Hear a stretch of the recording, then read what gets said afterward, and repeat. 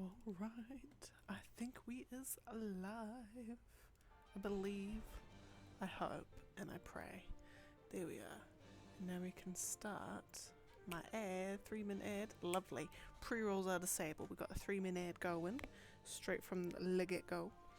We should only need to do 2 more of those, possibly, maybe. We'll see how we are on this fine and lovely day. I am back after not a hiatus, it's just a whole bunch of whirlwind of life events.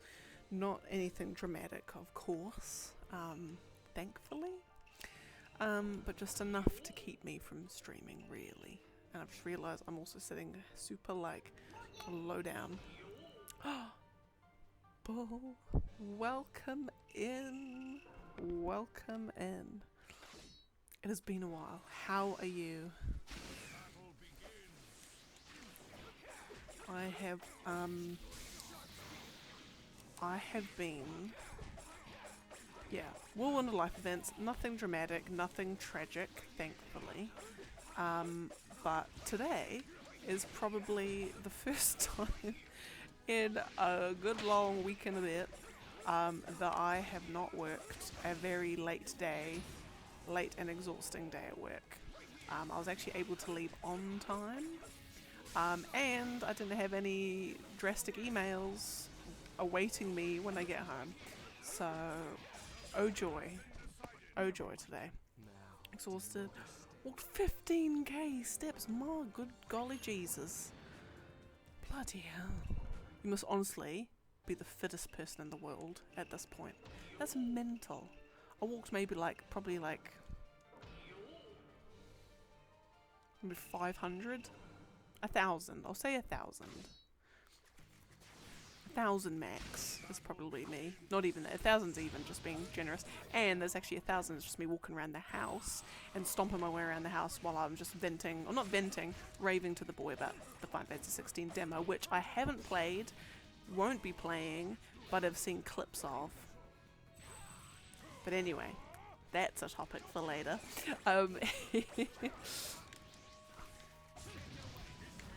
With 15k though, you'll at least have a modicum of fitness. I have heard insane things from it. Everyone who was like on the fence was like, bruh, what was even that? Let me go pre-order this with a quickness. Let me just go buy a PS5 because I can't wait. Which I'm very pleased about. I want this game to do so well. I want this game to be critically praised. I want this game to get Game of the Year. Like, as much as I love Zelda, as much as Zelda is near and dear to my heart, this team and what they're doing with this game deserves everything. I am so... Oh my goodness, I am so insanely... so insanely excited for this. It is incredible. It's going to be amazing. Like I said, not even playing the demo. But I don't need to. Because I know that it's going to be lovely. I just know it's going to be lovely. No, it's going to be beautiful. Tamari and Toby, where are we at? Oh my goodness. Welcome. It has been a while. I hope you are doing well. Oh my goodness. We're really pulling out the competition. Hey, Insane Fangirl, what up? My first follower. Must say, Insane Fangirl, my first follower and one of my best friends. Makes it even better. So no, but how is everyone? Oh my goodness. Oh my lordy.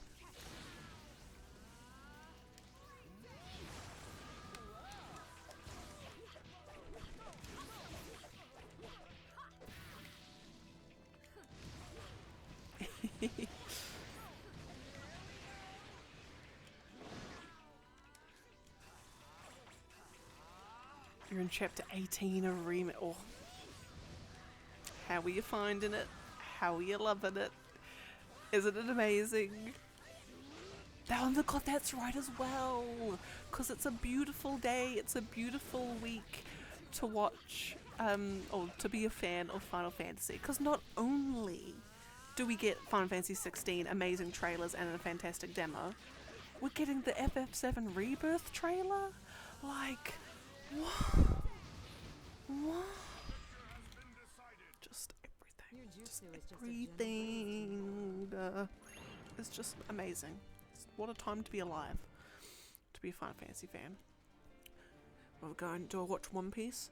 I do not, but I know enough about it that I could have an idea about who people were talking about with characters, if that makes sense. But yeah. Oh no, getting cold? Tell us about it. It has been absolutely freezing the last like 2 weeks. We've got the boys basically got the fire on 24/7 practically. Oh my god, it's so cold. And the car ices up every single morning, so that's me before work on every morning, just getting the ice scraper out and just scraping my life away, pretty much. How cold could it really be? It is cold, but nowhere near as cold as it is for you, I must say. Here we are complaining with our like 2-degree mornings when you're like, bruh, talk to me when it's like -14.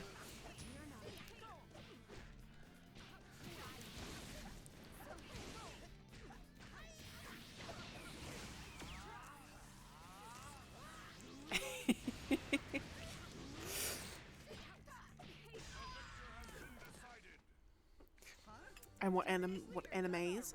I've actually been watching, like, going back and watching like animes from like the 80s and 90s. Like there's one, what was it called? Demon Slayer's Arashi, I think. And there was another one. His name completely escapes me. I've been watching all the old ones. For like, cause I'm finding them really good. They're actually solid. Fully solid. Will you watch Yu Yu Hakusho? Eventually. Don't worry, I've got a backlog as long as my arm. No, that's not real. I've got a backlog as long as a 2-meter flagpole. A ladder? No. A backlog as long as a meter ruler. There we go. That's better. It was on there.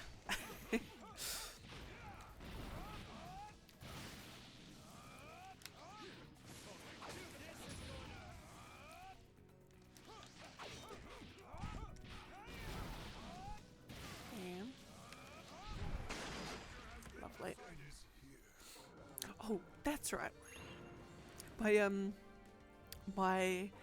My dad was showing me. He's like, oh, guess what I bought from the comic shop? I'm like, oh, what'd you buy? And then he had like the first 5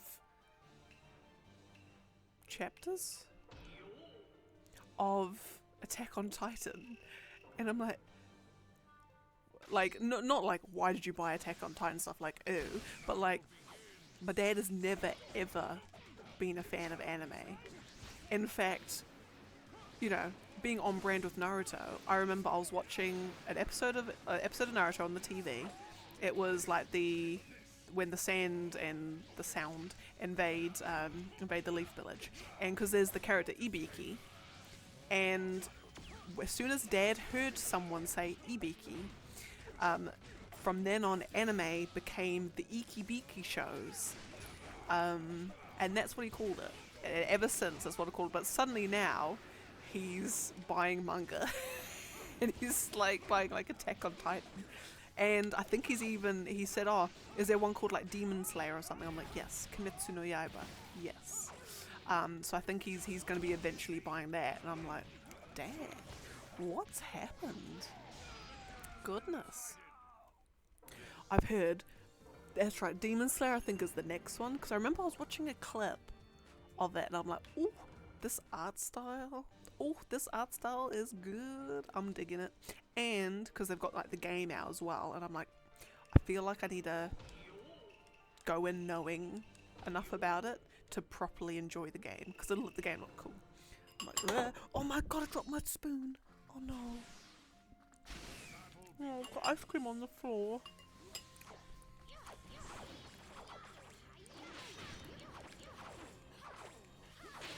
The Rufus was probably the easiest. Okay, okay. Interesting. Can't actually remember. I think it was I think it was one of those ones where once I got the hang of it, like the hang of his sort of attack patterns and everything, I think I was fine. But yeah. Just warning. When you get to what you think is about, oh yeah, no, this is the end. Make sure you've set about 2 hours aside. That's all I'll say. Poor, I think it was Cythius. I was watching him, he's like, oh my god, this is like, I'm like, I wish I put like 3 hours aside for this. Because I thought it would be one and done in half an hour. I'm like, no. This is a Final Fantasy game. The ending is the longest part.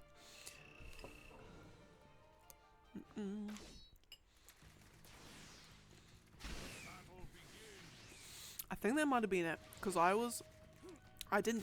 hardly ever used Cloud's other stance, which in hindsight I probably should definitely use more.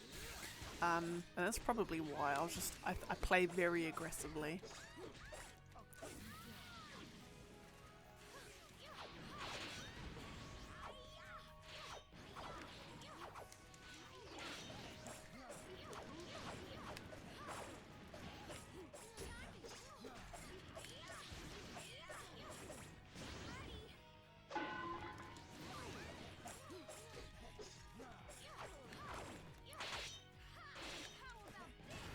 Ow. 2 hours later, yeah. Yep. And it will be like that again. Like you'll know when you come up to it, you're like, okay, yeah, this is the end.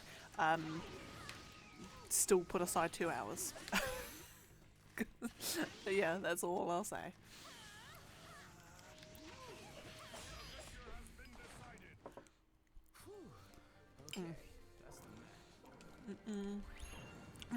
Now.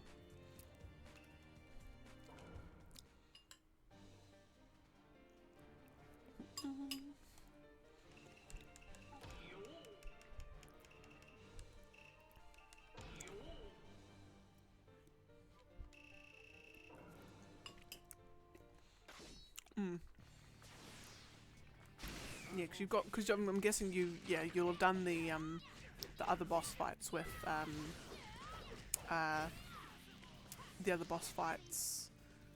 Barrett and Aerith and them as well. Because I found that one actually the big tank fight with them probably the longest boss fight I found. Maybe because I didn't equip them properly, so they were doing chip damage. But oh well, we got there. Clipping go. Honestly, I am so glad I was there for that as well. That was just, I don't think it, like, you could have gotten it more perfect. Like, genuinely couldn't have got it more perfect. All on 1 HP, screw it, like, Omnislash and Omnislash to finish it was just, like, the most perfect thing ever. So I'm glad. I'm just as glad. In fact, I'm probably more glad that I was there.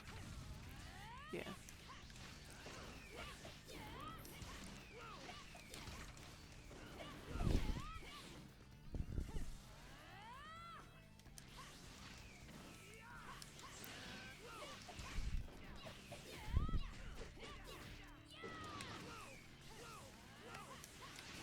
Come on. Here we are. Bam. Lovely. So to get back in trails, I am indeed, actually. I played like a little teeny bit when I could at the weekend. And where am I at? What have I done? The dad's gone off on the plane. What am I doing? I've done like a couple of side quests. And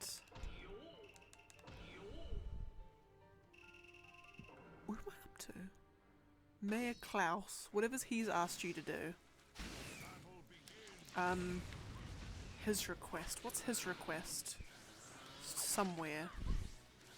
I've done the Pizzelle farm. Yeah, whatever the next side quest is after. Oh no, the mines! Gotta go to the mines. That's not gonna do.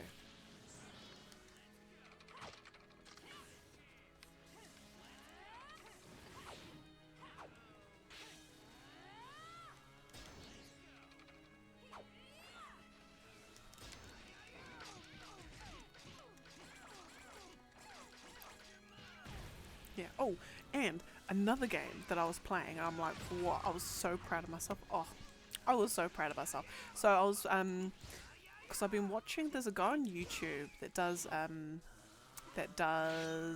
like video essay sort of thing, like on games. Really, really well done ones as well. Really good. And he was doing one on that game on the PS5, Returnal. Which I remember like people saying, oh my god, this game is just so insanely difficult, like what the hell.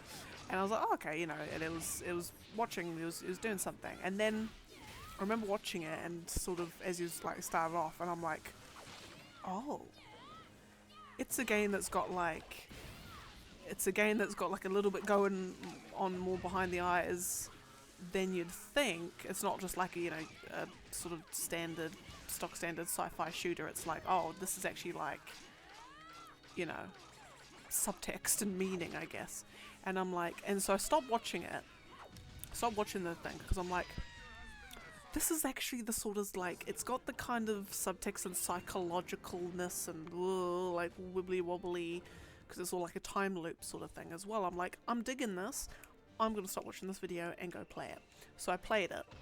Actually, no, I went, I was sort of looking up beforehand, like, how hard is it? Because I'd heard in there, like, yeah, it's so hard, like 60%, 70% of people haven't even got past the first boss. And I'm like, oh, okay, oh dear, that's what I'm getting myself into. And I was like looking on Reddit, and someone was like, oh, you know, how hard is this, you know, can someone like me who's not really skilled at shooters, you know, will I last? And everyone's like, yeah, it took me about like 30 hours to get past the first boss. And I'm like, oh my god, what am I getting myself in for? But one of the articles I was reading was saying this game wants you to like move around. Like, you would basically, as soon as you start standing in one place, like, you're dead. Like, you're dead. You just constantly move. And I'm like, okay, I'll give this a go. What's the worst that can happen? And so I started playing it. I'm like, okay, I die, obviously, within like an hour. No, within about 20 minutes I'm dead. I'm like, great, lovely. I mean, I got through like 5 rooms, because I think it's all like room based, I guess. It's a roguelike. So the layout and everything changes as soon as every time you die, and you just go back to the start. But it's all like, you know, you're in a room and then, oh no, not that one. You're in like a room, you go to the next room, and you can sort of tell what's in the next room, whether it's like enemy room or if there's like a treasure room or whatever. So I'm like, okay, what's the worst that can happen? Let's go. Let's try this again. I'm playing it. I'm going through and I'm like, okay. Half an hour's gone by and I haven't died. All right, okay. I'm doing this. I'm surviving. Lovely. It's one of those games. It's got a really interesting health mechanic where you pick up these, you know, pick up your health stuff. If you're already at full health, when you pick up a health thing, it like adds a little bar next to your health thing, and as soon as you get 3 bars, your maximum health increases. So it rewards you for not getting damaged, essentially, with more health. So like, the less you're getting, the less you need health because you're getting damaged, the more you get of it, which is a very odd feedback loop, but I suppose it kind of forces, not necessarily forces, encourages you to get good. Anyway, half an hour passes. I'm like, okay, this is good, this is okay. I pick up an item, or I do this like weird house thing, because you're along this like alien woods and there's like a random like 20th century American house right in the middle of it. So you do this little weird thing there, and you get an item that when you die, it sort of uses the item, and you get like, you know, you can carry on again. So I'm like, okay, interesting. So I picked that up. I'm like, great. This is gonna mean basically I get like a, you know, get out of jail free card, which is fine. You know, 10 more minutes, 15 more minutes goes by. I'm like, okay, I'm not dying. This is great. This is lovely. I'm digging. And then, excuse me, I get to a room with like a giant pit in it, and I'm like, okay, I've got to jump down. So, right, let's go. Jump down. I'm now in the boss chamber. The boss chamber, and I'm like, I think his name is Frike. Or I've heard some people say like Frike, something. Anyway, so I'm like, oh dear, oh lord, here we go. And then of course, it's not just a roguelike, it's like a bullet hell roguelike as well. So they're just firing like this bloody projectiles and orbs flinging all over the place. Oh my goodness, like you can hardly even see him because there's so much like blue orb things that he's firing out. So I'm like, okay, I'm running, I'm jumping, I'm gunning. I knock down his first health bar because I think each boss has like 3 health bars. Knock down the first one. Okay, right, he's changing up some of his attacks. Right, I got this. I'm like on the last sliver of health. I'm like, okay, this is lovely. I then like, because each gun sort of got a has a like an alternate fire thing, so you can like do like a super blast or something with a gun, and then it goes on cooldown. So I'm firing. I'm like, all right, okay, I got this. I do the super blast. Boom. He died.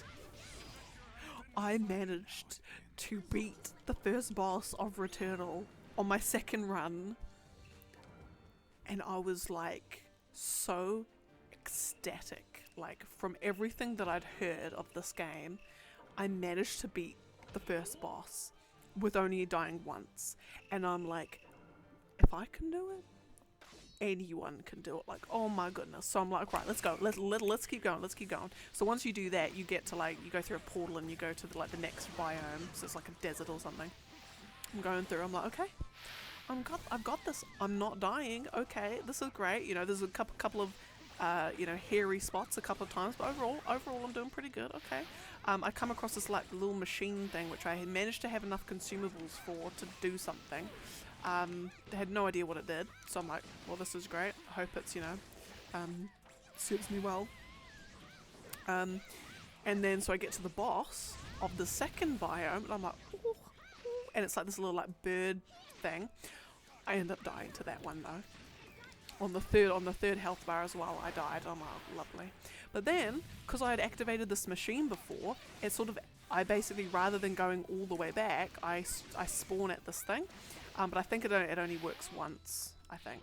But I'm like, oh my goodness, great. I'm like right next to the boss chamber. Let's go again. So, I go to the boss, and I beat the boss. I'm like, oh my god, what is this? I'm a machine. Oh my lord. What has taken people like 30 hours to do, I'm managing to smash it out in like 2 hours. Oh, I'm a god at this point. I'm literally god at this point. So then get to the third biome, and it's like this weird, like very like H.R. Geiger, very like I have no mouth and I must scream kind of like dystopian city, all hazy and whatever. And what? And so I go through, and I've got a little like grappling hook thing. So I'm like, okay, I get pretty far. I'm like, oh, this is good. And then come across this big room, and there's these people with like shields that you have to like run up to them and slash them with the sword to break the shield. And they've got lasers as well. And by me just being a nub, I got overwhelmed and I died. And then I go right back to the start of biome 1. So like 2.5 levels ago is where I wake back up. And I'm like, okay. This is only my 3rd death, but I'm all the way back.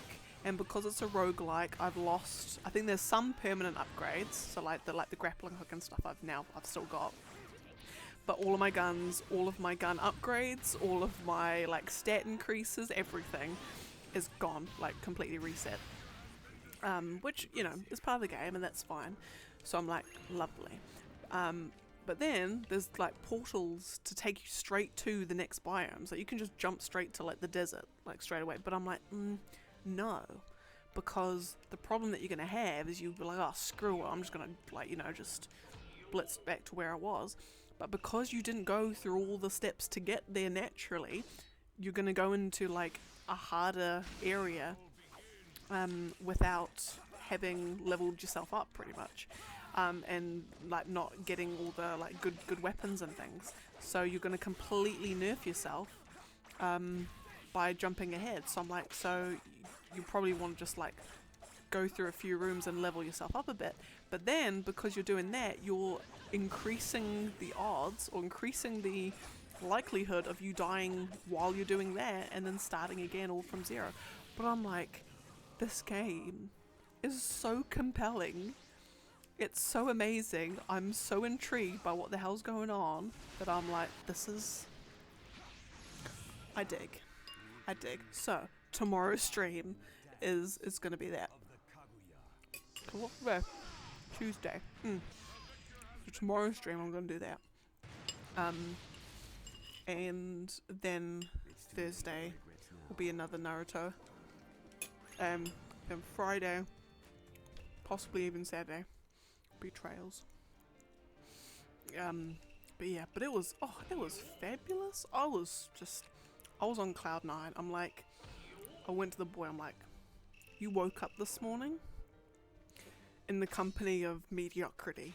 You are going to sleep tonight in the company of godhood, of divinity. Like, your girlfriend is now part of the divine. I have been to Mount Olympus and I have come back to the mortal realm. I'm that good. So I was very proud of myself. I was very, very proud of myself. When I stream it though, it might be a very different story. I might just completely and utterly bomb at it. But we'll see how we go. We'll see what we got. But yeah, but I was thoroughly enjoying that the last week when I could. Yeah, because work's been an absolute beast, absolute bloody beast lately. We've had a project go live on Monday, and so I needed to get everything set up for it, and a setting that I was hoping would be in place by Sunday when I needed to get this thing set up and spend a couple of hours setting this thing up. The setting wasn't ready or wasn't working or something, which wasn't a problem. This thing could still go live, but it just meant that like a long-term management of it's going to be like a nightmare for their IT department, not necessarily specifically for me. So I was there like all Sunday.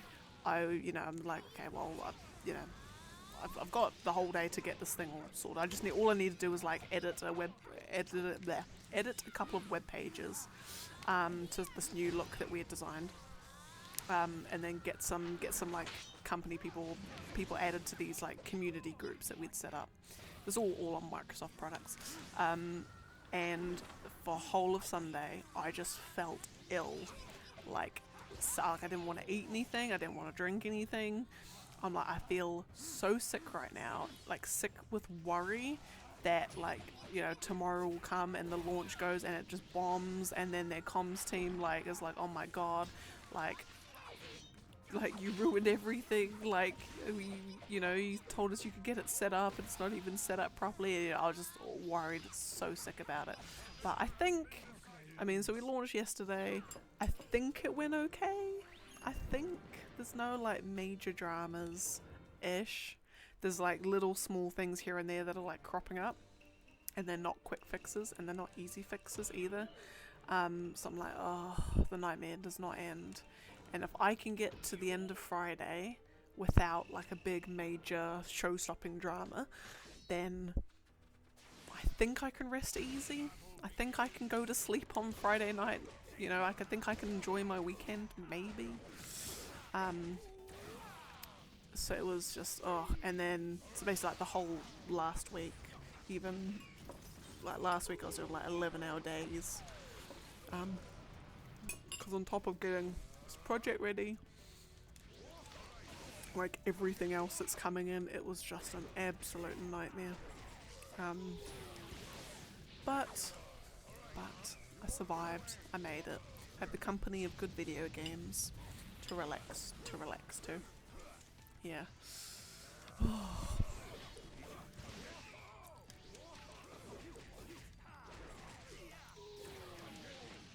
Because then I had, actually no, Summer Games Fest. Oh my goodness. Oh my good golly Jesus. For anyone who hasn't watched the Summer Games Fest stuff, oh my goodness, there's actually so much. Oh my goodness, there's so much to talk about.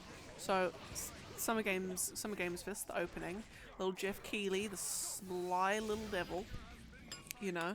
So what do they show? They show like the Mortal Kombat 1 gameplay, fab. Final Fantasy 7 Rebirth, the trailer, oh, fab. So good. Oh my god, it's just amazing. It's just beautiful. The Final Fantasy 7 Ever Crisis, it's a mobile game, so I'm like, meh. If they've got interesting story cutscenes and implications, I'll just watch them on YouTube. My phone's too budget for it.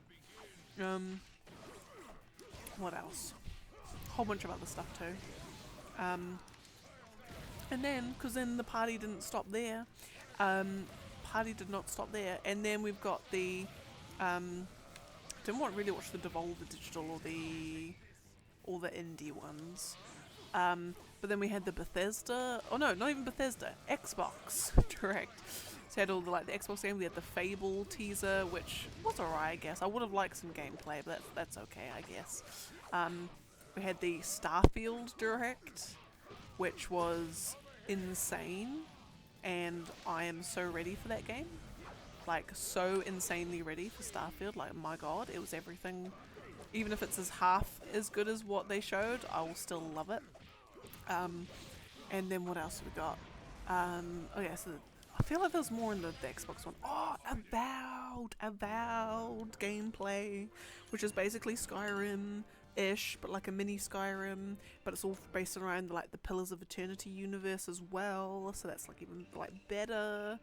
Even though I still love Elder Scrolls stuff, so that that's gonna be sick. Oh, it's just beautiful. And then so we had the Final Fantasy 16 celebration event. Oh, mwah, gorgeous, amazing, just I'm calling it. It's going to be Game of the Year.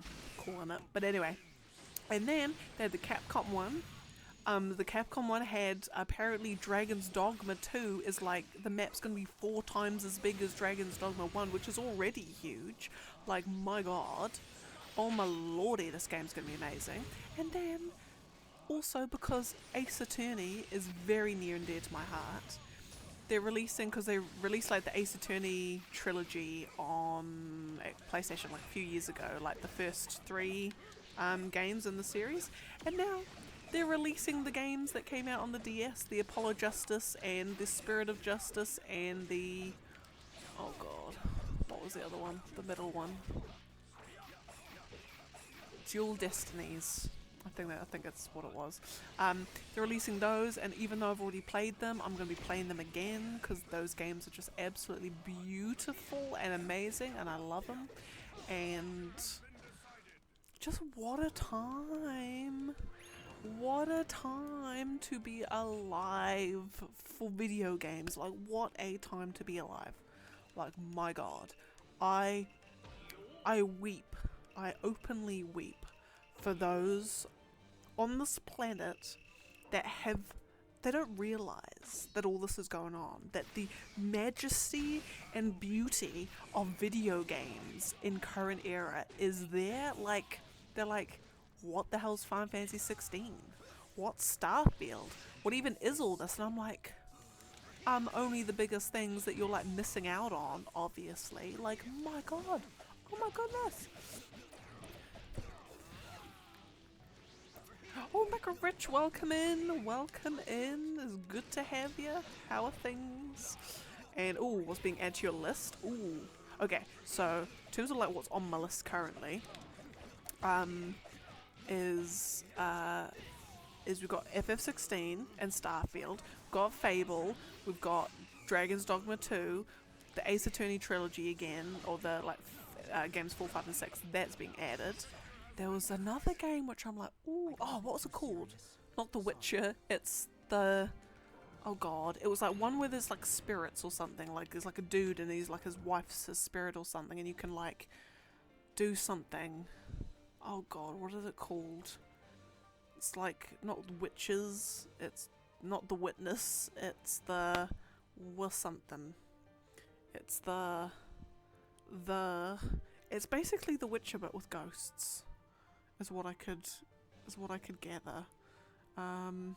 New game with ghosts. Alan Wake. It wasn't Alan Wake, but that's because I know that because Alan Wake's part of the Remedy universe, I guess. I'm interested. Banishes, Ghosts of New Eden. That's what it was. Banishes, not The Witcher. That was which reminds me, because then I was looking at they just had pictures of Ghost of Tsushima. So, which reminds me, what's it called? Kunitsugami.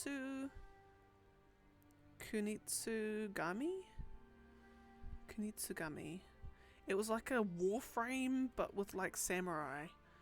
Kunitsugami. Why are you showing me like what? Why are you showing me like PDF files? Anyway, but yeah, there was that. I was like, oh,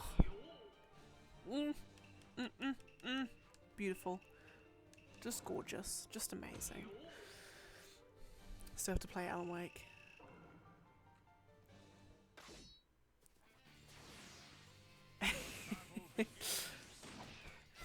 Yeah, Alan Wake's. I think Dad had played it a little bit, but because it's a little bit scary, I need to see if it's gonna be too scary for me.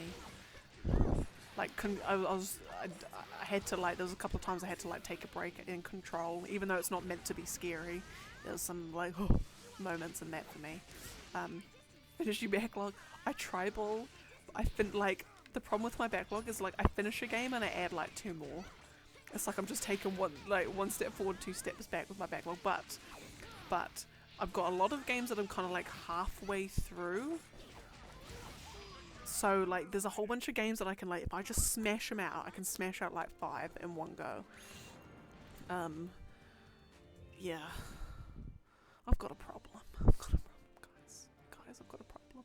But also at the actually, okay, what do I have in my backlog? Let's have a look. Because you know, you can't be a self-respecting gamer if you don't have your backlog on a spreadsheet, which my thing can't even load. Oh, hang on. No, back. Where am I? See, I've got my little like spreadsheet. Those are my games in progress. Oh, lovely. So yeah, so what have I got in let's see what I've got in progress. Baldur's Gate 2, which I'm halfway through. Diablo 4, which I'm halfway through. Final Fantasy 4 and Final Fantasy 6, which I'm literally at the end of both of those. Lego Star Wars Skywalker Saga, which I need a platinum, and that's gonna take me 20 years. Octopath Traveler, which I just never get around to finishing. Returnal, which I'm halfway through. Star Wars Jedi Survivor, which I've got a platinum. Tales of Symphonia, which I'm halfway through. Trails in the Sky, which I'm at the start of. Tears of the Kingdom, which I need to still finish. E7, which I'm halfway through. And then on my backlog, I've got the Final Fantasy IV The After Years, which is the sequel to Final Fantasy IV that got released on the DS. Icewind Dale, which came with my Planescape Torment. It's like a Baldur's Gate, basically Baldur's Gate. Suikoden 3. Tales of Symphonia Dawn of the New World, which that sequel, and then I've got all the Trails basically, and then Trails in the Sky 2 and 3, Cold Steel 3 and 4, Trails from Zero and Trails into Azure. Trails to Azure, should I say. So that's on my backlog, and that backlog is like games that I own and have there, but I just haven't started yet. But then in my list, I've got a separate list of games that I both like have, but haven't or basically they're because the boy has shared his Steam thing with me, so like games that he's got on his Steam. An Assassin's Creed Mirage. I completely forgot about that one as well. Oh my goodness. Oh, there's just so many games. Of like games that are out, like Fire Emblem Engage, Harvestella. Grand Blue Fantasy Relink. Oh my lordy, if you have not seen the gameplay for that game, it is insane and I love it. It's anime as hell.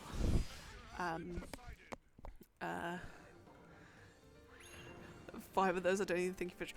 Now, you missed, Micro Rich, you missed my Returnal spiel. I started playing it. I actually beat the first boss, like, on my second run through it. I actually did it, and I was like, oh yeah, I am God. I am Jesus right now. So I'm gonna probably stream it tomorrow to see how far I can get again, but I'm confident I can finish Returnal. I'm confident.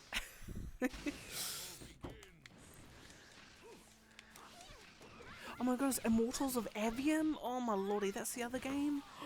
Okay, what else have we got? Okay, this is my full backlog. Oh my god, I completely forgot about...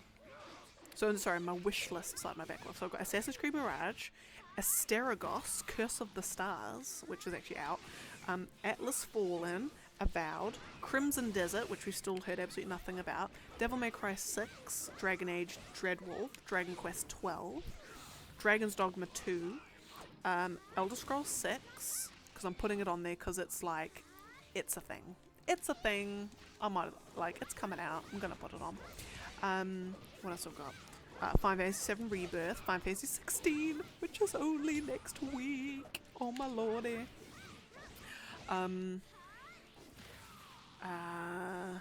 So Granblue Fantasy, Harvestella, Immortals of Avenim. Oh, the Infinity Strash, the new Dragon Quest action-y game, like the Legacy or Adventure of Dai or something.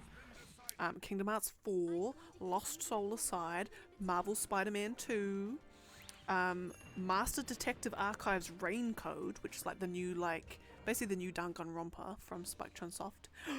What else we got? We got Professor Layton in the New World of Steam. Oh my lordy, I cannot wait. We've got like a new Professor Layton game. Like, yes. Oh my goodness, can't wait. What else we got? Starfield, and then Viewfinder, and then East 10. That's all the games on my wish list currently. But yeah. And I'm on vacation for 16. Yeah. I've got next Thursday and Friday off. Can't wait.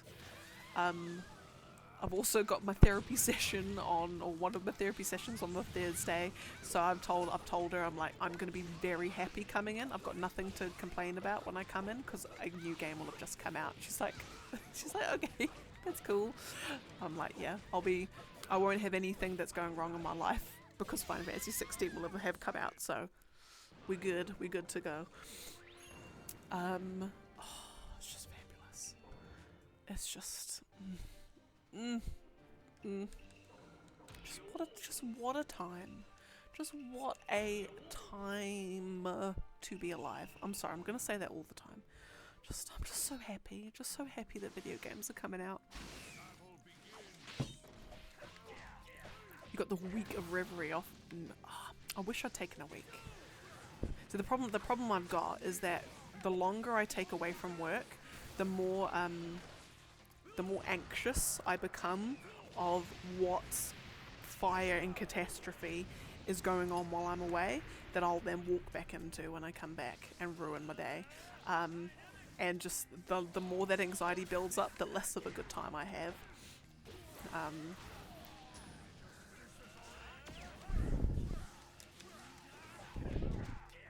So I'll get all the Final Fantasy 16ing out of my system on Thursday and Friday, so I don't cry too much when I have to go back into work on Monday. So you really have to have your bed on any substance. Yeah. Pretty much. She's like, yeah, you're unnaturally happy. I'm like, I just did the most epic tutorial, epic boss fight ever, and I'll just be talking about that for the whole hour. I'll be like, I'm just gonna tell you about Final Fantasy 16, and she's like, at the end she'll be like, so what's it like? Is anything bothering you? And I'm like, nah, I'm good. Life's good. Life's great. I'm so happy. And then the next week, I go in crying because I finished Final Fantasy 16, and now my life's over.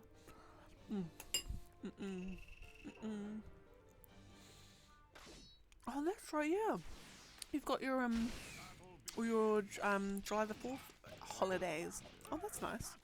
Because actually, because next week, even though I've got the 2 days off, I'm only using 1 day of leave, because each month I work one less day, which is usually the last Wednesday of every month. I sort of work like, I basically build up a backlog of like 8 hours, like a day's worth of time over the month, and then I can take a day off. So my boss said, she's like, oh, rather than just put 2 days of leave in, you might as well just like, you just use one of those days as your day off. So I'm like, fab, lovely. So I only have to put in 1 day of leave, which is fabulous.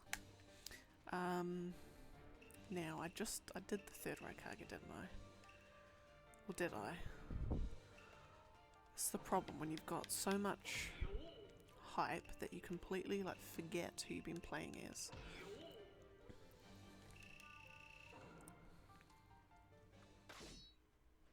$29. Yep, no, that's right.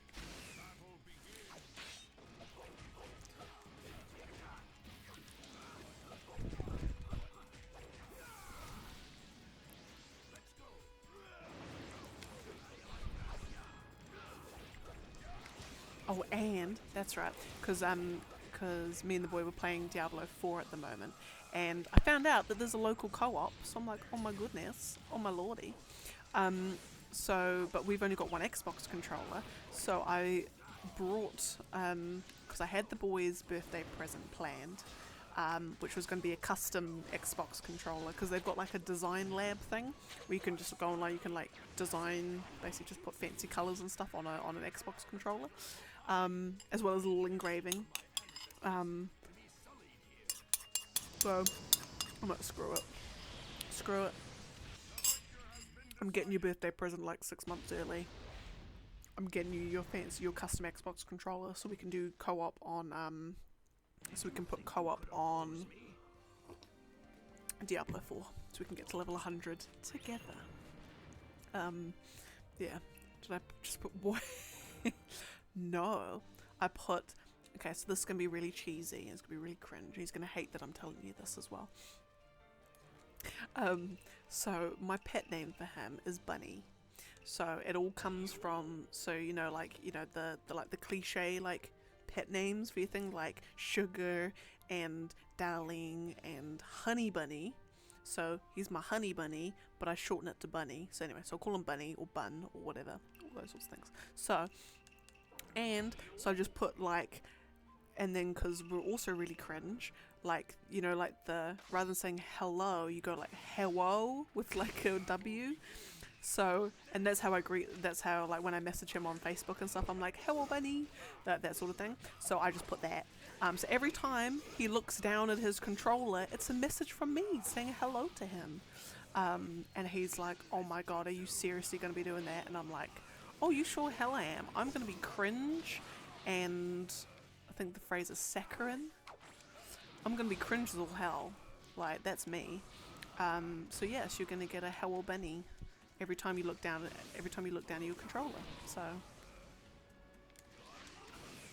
that's that. It's very cringe, very like, oh my god, but it's us.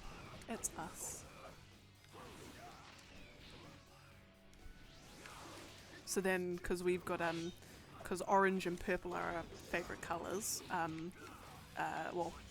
Purple's my favorite color, orange is his favorite color, which is great because Nintendo Switch, they release a purple and orange Joy-Con set, which I haven't got, but so he got me a purple PS5 controller, so I'm getting him an orange Xbox controller. So like, yeah, so I suppose it's very fitting. And the other great thing of having purple and orange as your combo is, so, excuse me, because it's oh my god, oh my lordy, what the hell just happened?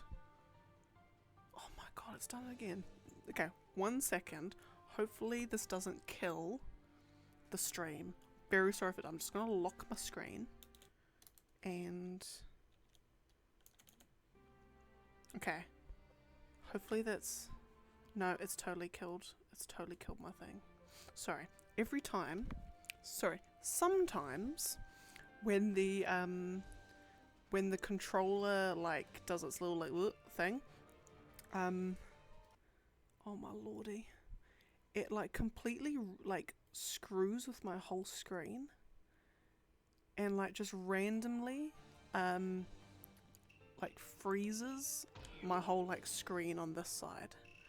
So like my whole, like my video thing is weird. Anyway, sorry. As I was saying, orange and purple is the combo.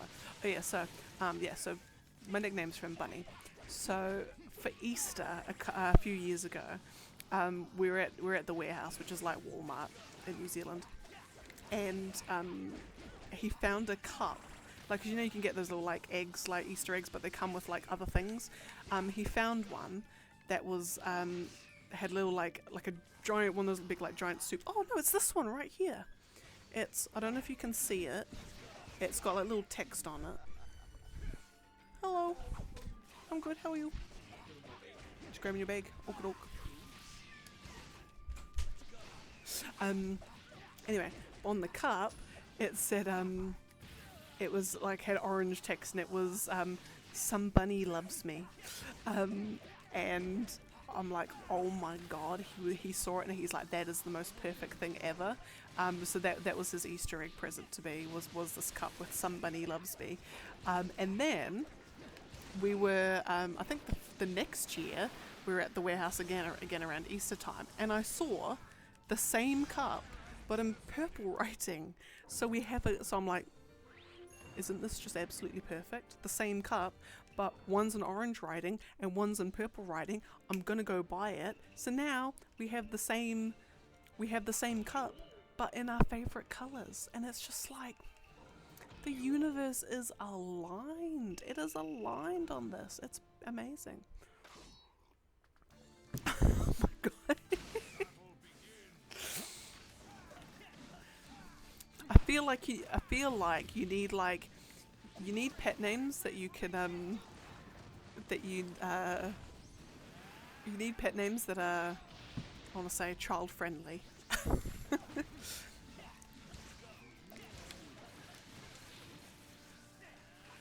I suppose our pet names are like, they're on the opposite ends of the spectrum, I guess. Ours is so like cutesy that it's cringe, and yours is like, are you sure that those are pet names?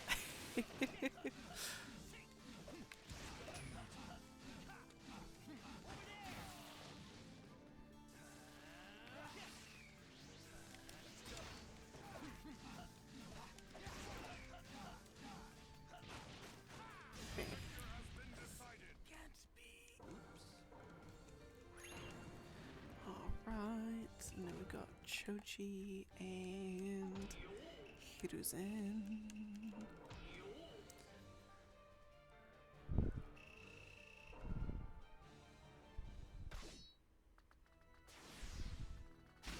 Wait, your mum taught your daughter how to say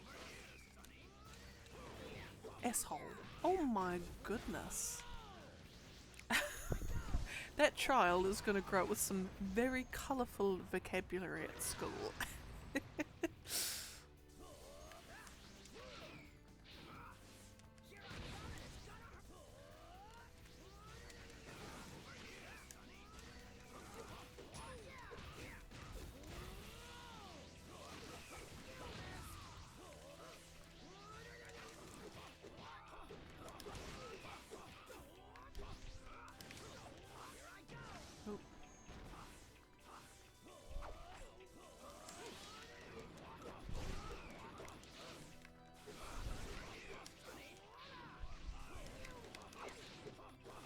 Come on.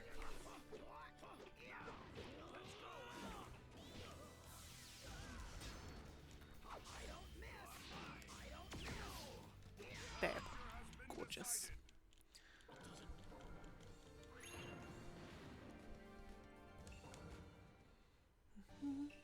We're actually doing a hell of a lot of fights with this dude at the moment, which I suppose isn't a bad thing.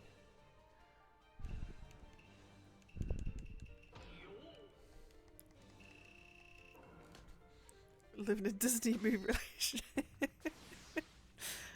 I guess you could say that. I mean, like all couples do, I'm sure. We have squabbles. So it doesn't feel like Disney movie in those moments, but I don't know, I guess I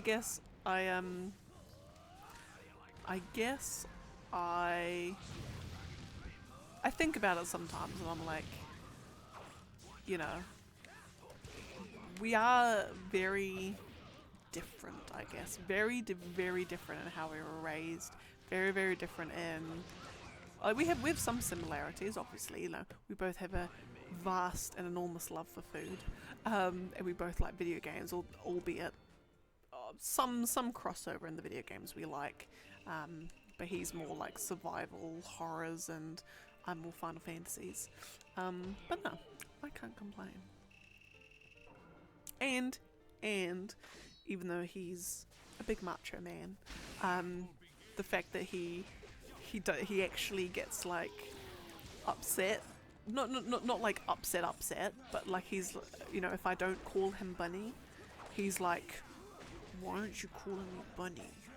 And I'm like, oh, sorry, Bunny. And he's like, that's better. Which is cute. I love it.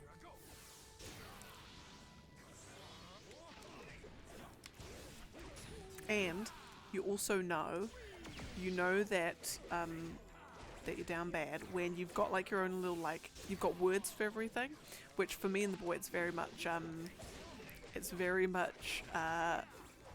what's it? Because when I was sort of like introducing him to anime, or trying to, you know, saying this is what anime is, and even like when I was like trying to practice my Japanese, because in Japanese obviously like when you read it, like if it was all sort of like phonetically spelt out in English, like all the words end in like U. So we ended up so basically our name for games, like video games, is Gamu, and our name for ice cream is Ice Creamu, and our name for TV is Tivu, and our name for like basically like any word, we'll just put like oo at the end of it. Like bananas is bananu, and it's just, and like bread is breadu, and it's just like we just do that all the time, and it's just like evolved, and now it's just like we say it without even thinking about it. So like, you know, today, you know, tonight when we finished dinner, I'm like, I'm just gonna go into the room to play Gamu, and he's like, okay, all good. And then like when I'm asking him if he wants to go on the TV, you know, if he's going to be playing Xbox on the TV, and so therefore I can't steal it, I'll be like, oh, you're going to go on TV? And he's like, yeah, pretty much. I'm like, okay, yeah. So that's when you do that, that's like the true sign. The true sign that things are forever is when you start making up your own words for stuff.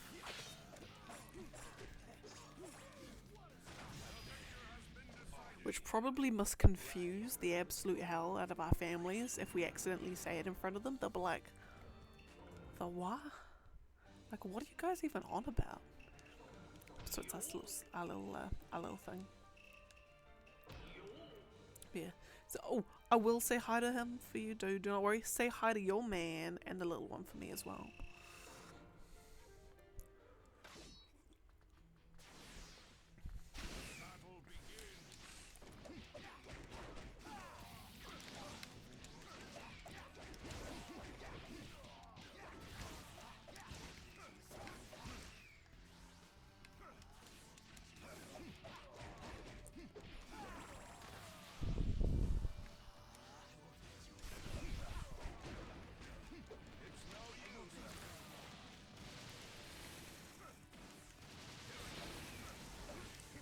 Ow. Ow.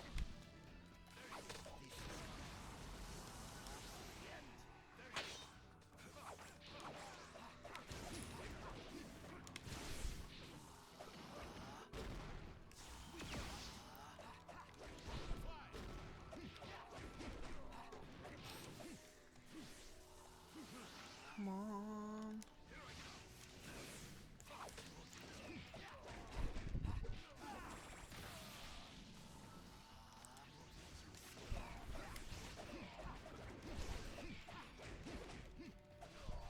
Lovely. Lovely jubbly. Take her a trip to... Oh, that's cute. I'm glad she's excited. She should be very excited to come down. It is a fabulous place, I must say. But now that's cute. Oh, and oh my god. Oh my god. I'm already thinking about all the places that we could take you guys. I'm like, oh my god, we could try like that restaurant, we could try that restaurant, or we go to this place. Oh my goodness. Oh my goodness. Like it's hard when your parents come and visit. Well, it's hard when my parents come and visit, because like I know places to go, but they're like very different to the sort of places that they would want to go, or like we haven't seen enough to like fill a whole day with super fun entertainment. Whereas like when his parents come down, because his dad's all into like fishing and hunting and that sort of thing, so they just go down to the river and just spend the whole day fishing. Whereas my dad would much rather curl up on the couch with a book. Like my dad and the boys' dad could not be more opposites. Like genuinely could not get more opposite people.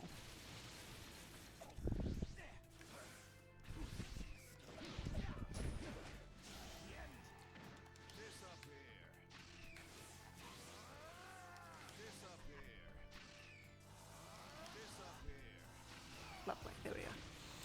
Also got to, I was dating me mates will play RE5 to the point where it was almost the first game I platinum. Damn. Damn.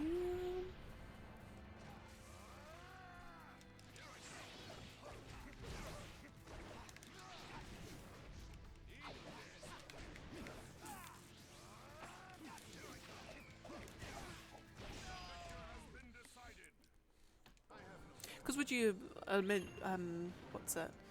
Because I know that some, what me and the boy sometimes do, well actually no, because me and the boy, I guess we like play games differently, if that makes sense. So like, you know, take Skywalker Saga for example.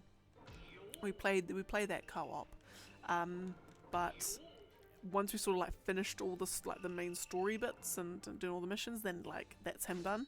Whereas I'm like, I'm playing this until I'm platinum in it. Like I'm gonna spend the 80 plus hours it requires to platinum this thing. Whereas he's not a trophy hunter. He's not an achievement hunter. In fact, there's probably more games he's like started but hasn't finished than he's finished.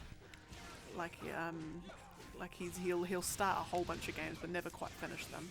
Whereas I'm just like, as soon as I press start on that menu, I am not resting until that game is done. Like, there's only a handful of games that have been on my backlog that I've actually not seen it through right to the end and taken off my backlog. But like, only a handful of them, and I hate doing it as well. Alright. What's that? My pre-rolls are back on. So, I must, unfortunately, run a quick 3-minute ad. You're not going to miss much. You're just going to miss a fight. But I will be back. For those of you who have to see ads, I'll be back in a sec. And for those of you who be sticking around, welcome again.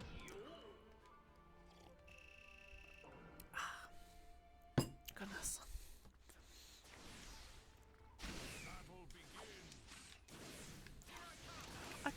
It's insane how many times I've played Orochimaru today. Orochimaru Hiruzen I've played too darn much. But then I suppose at the end of the day I'm going to have to do these fights somewhere or the other.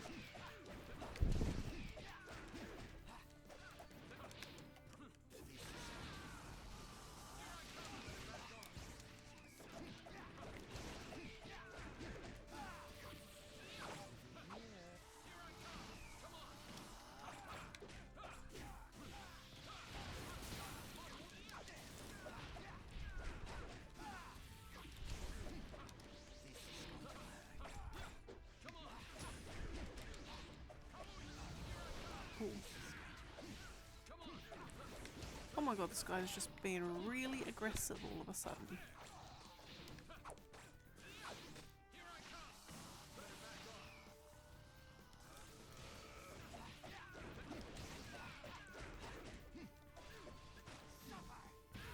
Lovely. Oh, I need, actually, just thinking about it, I need you guys' help for some suggestions on how to do something. So, on next Wednesday, at work, we've got a games night that a couple of we call them the fun police. Oh, so in the relationship, who's the competitive one? I very much am. Very much so. Actually, yeah, when it comes to games, yeah, no, I'm the competitive one. Playing Overcooked with me is just a nightmare. It's a hell for anyone who has to play Overcooked with me, because I get so like, oh my goodness, like, guys, like, stop burning the bloody rice and just do your bloody job. All you have to do is just not burn the rice, and you guys can't even do that properly. But no, I'm very much am. And especially if I'm playing with people who don't usually play like those particular games, I'm even more competitive, because it's like I have to prove that I'm good at it, which I'm not at all. I'm good against the computer. I'm rubbish against actual people. But yeah, no, definitely me. Yeah, no, Overcooked, oh my lord, it's such an amazing game.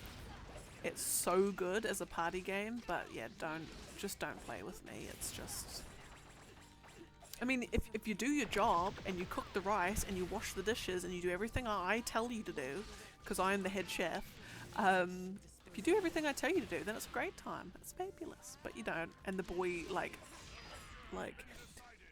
the boy even just does things that he knows winds me up. But it's alright. But no. But I have a question to ask. Speaking of Mario Kart.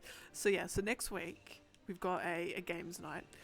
And as the consummate gamer in the office, well, actually one of the two consummate gamers, but the other consummate gamer only plays like 3 games on PC. He's not like a console gamer.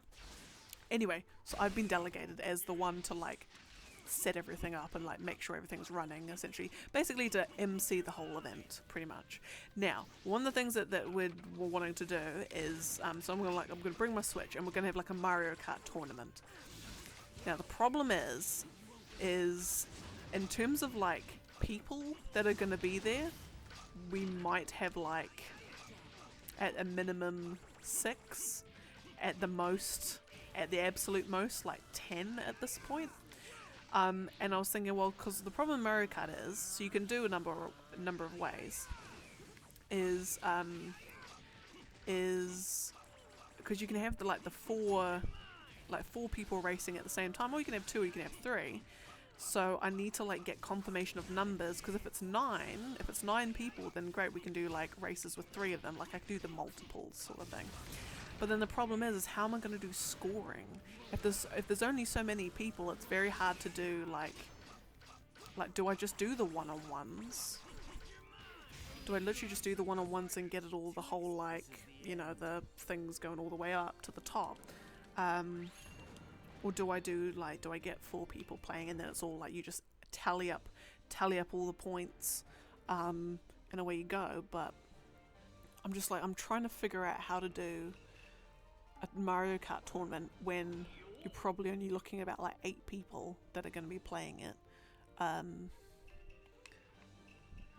also as the designated setter-upper of the games night, I've got to make sure that it's good. I need my guests to enjoy.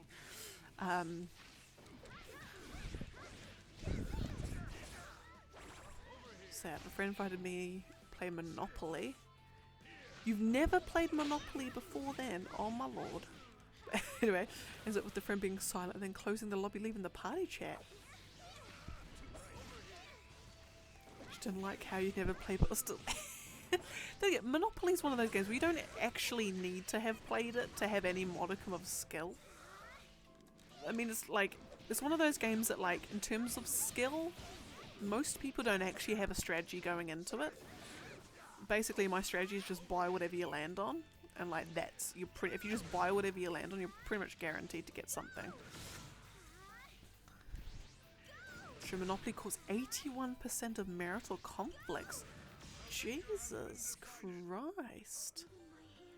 Bloody hell! Remind me not to play the boy. I've got the Zelda edition though, which actually is quite fun, I must say. And no, I'm not playing Mario Kart on stream. Although I was thinking about it, I'm like, no, I won't. Like, I don't want to. I don't want to get my work colleagues onto a stream if they don't want to. But no, at work we're basically setting up on the TVs at work. I'm going to bring in my Switch, and maybe someone will bring in their Xbox, and we're just going to be jamming, doing like Mario Kart tournament. But I'm just like, I'm struggling on how to do the point system, or yeah, basically like how do we do it up if there's, you know, if there's only going to be like a tiny amount of people.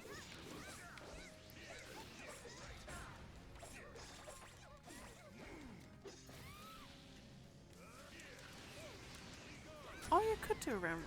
Yeah, because one thing I was thinking of that could sort of work regardless of the number of people that you have is kind of do like, so person 1 faces person 2, then person 2 faces person 3, and then person 3 faces person 4, and blah blah blah. And then let's say you've got 7 people, so then the last one is person 7 faces person 1, so everyone has done 2 races, and then you add up sort of maybe add up your points or your placing, maybe. So yeah, you add up your placing, and then basically like, I don't know, 2 people get eliminated. So the lowest 2 people get eliminated, and then you basically do it again with the next set of people, and then you just keep doing that. Maybe excuse me. I was thinking that possibly. But again, I need to know like how many people are going to come, and with most work things, you don't actually know the final number until the night, because someone might just decide that they don't want to come. The Jackbox party pack. So the one of the chicks at work, she was quite keen to set up the Jackbox party pack one as well. So we'll kind of have like 2 TVs, one for the Mario Kart, so like, and then one for the Jackbox party pack as well. And we were thinking of either do we have them like going simultaneously, so anyone who's not playing Mario Kart can do the Jackbox stuff, or do we have them like one after the other? But I suppose we'll probably end up sorting that out on the night, or maybe the day before. So I've got to go and do the hardware and the sound test the day before, make sure it's actually going to work. Right, and we've got fourth cousin.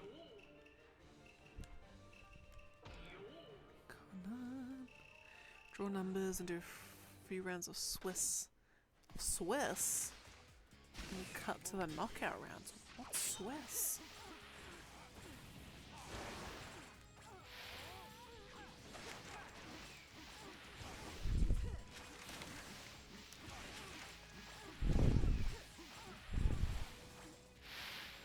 Do a top 8 first seed.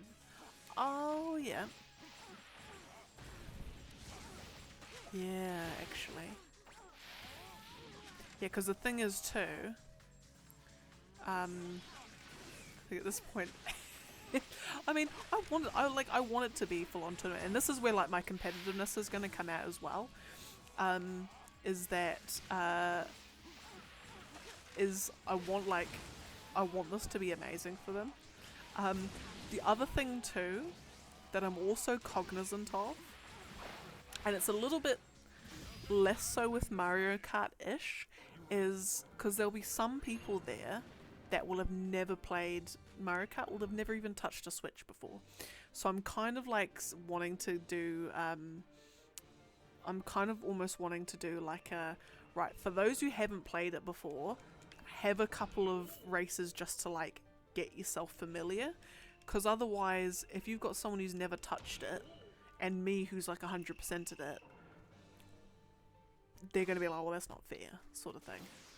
Even though it's Mario Kart, which sort of the beauty of Mario Kart is that you can claw your way back to victory quite easily if you're last. I say quite easily, depends, but like it balances it so even the person in last place still sort of has a chance-ish.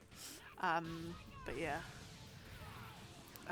But I was almost thinking, like, for Mario Kart, do I just take myself out of it? Because I know I'm going to be so good. But no, I probably won't. But I'm thinking I might even just get a couple of races in just with people who've never played it before, just so they can get a feel for the controls, and we can get the handicaps all sorted.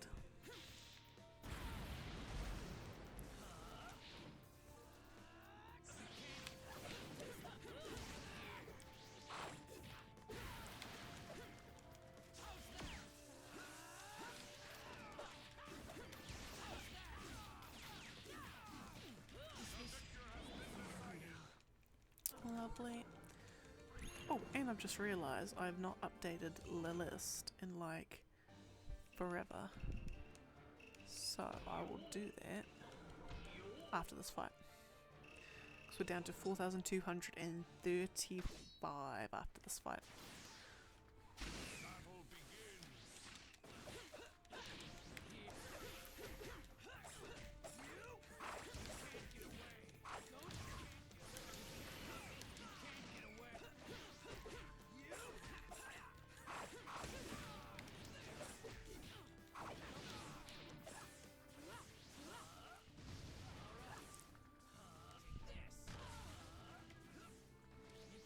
Oh, and actually, because nub here, the Jackbox Party Pack, what actually is that? Is it a set of like mini games, kind of like a la Buzz Jungle Party?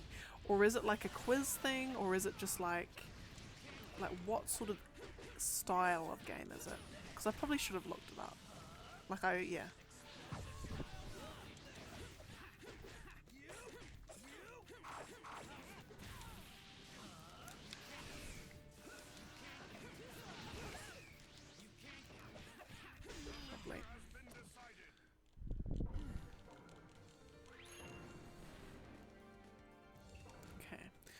I'm just going to super quickly update the list to 4235.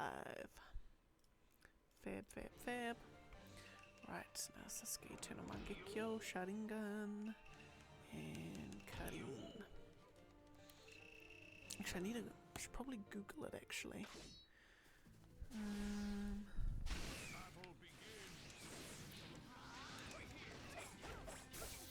Group of games, you can pick one depending on the member. Oh, lovely. That'll work.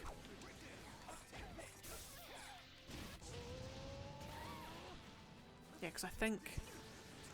Just trying to think what console she's got it on. I think she's got it on Switch, possibly.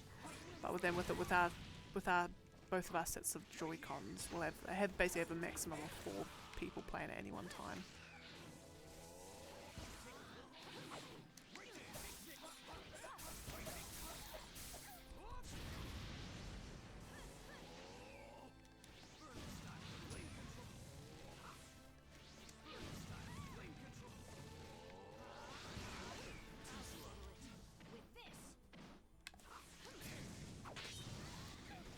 Am I gonna get a custom thing? No.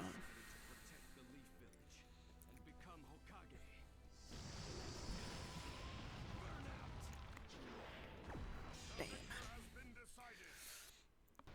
Yes, I'll be able to let you guys know how the games night goes on Thursday morning when I'm playing Final Fantasy 16. So I'll probably forget to tell you guys how it went then, because I'll be playing Final Fantasy 16. Okay, and zen and breathe. I'm good. I've got this.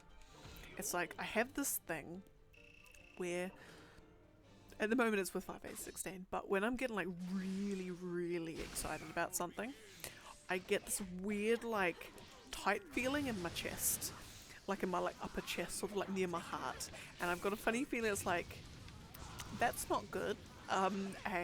But like it's always whenever I'm getting like I get really hyped up about something, like really hyped up, and I just get this really weird like breathless feeling, and it's odd. Like I don't feel like it's a normal thing. I should probably go get it checked out. But oh, excuse me. Ugh.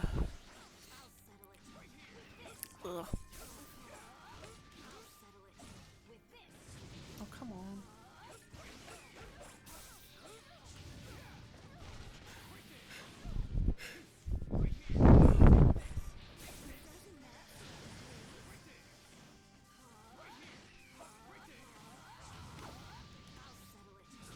There we go.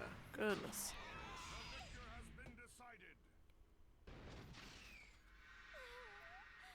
Sasuke's cute even when he's getting beaten. I'm all thrilled. You have zero Okay. ninja sense. I love how just there's like zero sound as all that's happening. Goodness gracious. Anyway. How are we at? Yamato and Hinata. What's the last game event you were excited for? Oh. I mean, the last game was definitely Zelda, Tears of the Kingdom. The last event.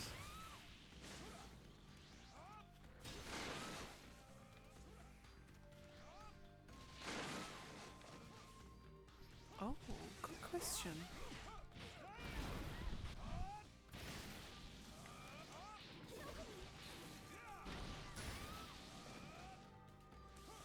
Like as I say, in terms of like genuine, like, oh my good golly Jesus, like at the moment it's Final Fantasy 16. In like earlier it was Zelda. Before that,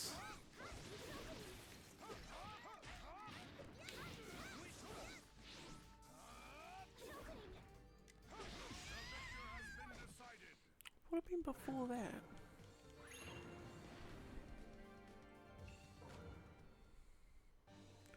Oh my goodness, what would it have been?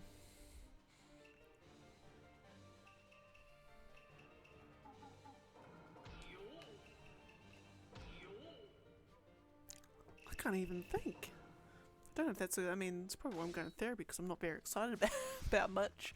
But what is that? What would it have been?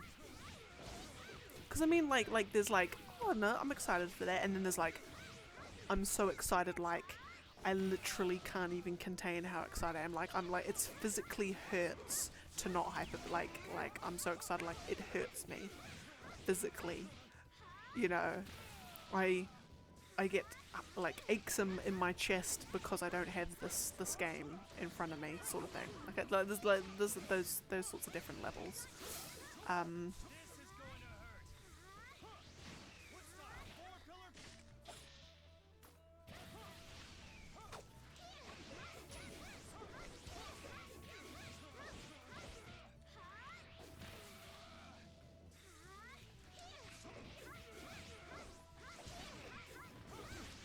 not sure. What about you guys?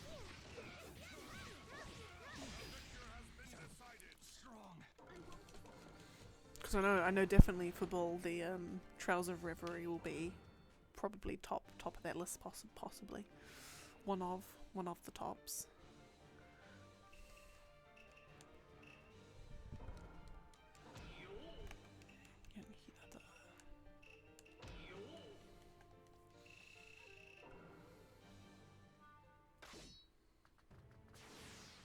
Oh my gosh, I genuinely can't even think of an event I've been excited for.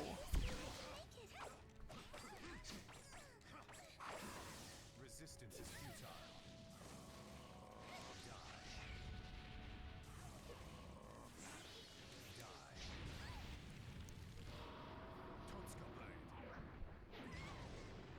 genuinely can't even think of one.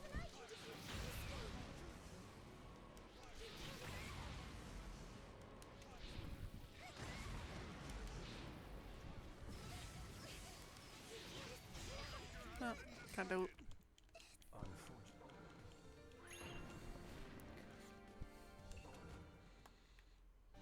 Maybe it's just I don't really get excited about events as such. When was the last time I went to an event? I mean, I went to a work conference, but I wouldn't say I was excited like, oh my god, it's so exciting. It wasn't about that.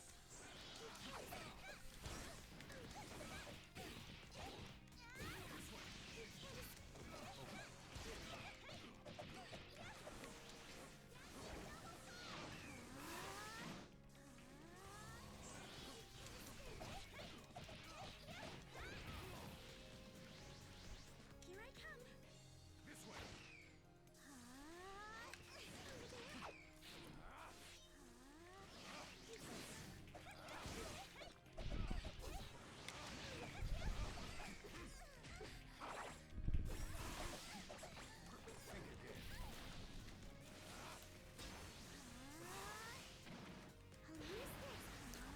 Actually, God of War Ragnarok would have probably been the last game I was excited for. Because when they came out last year.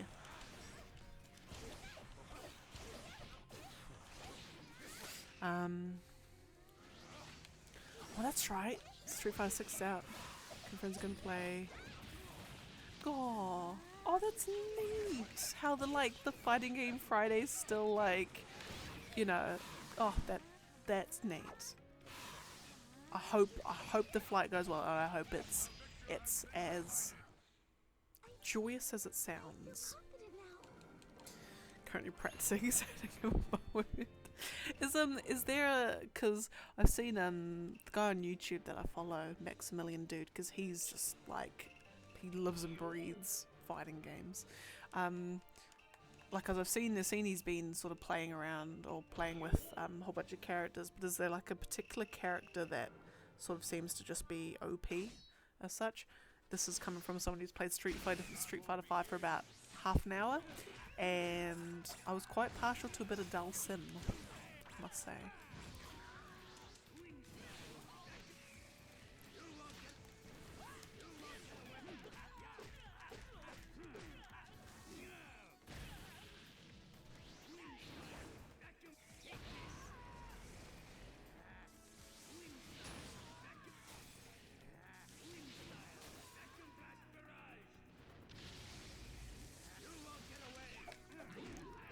Lovely.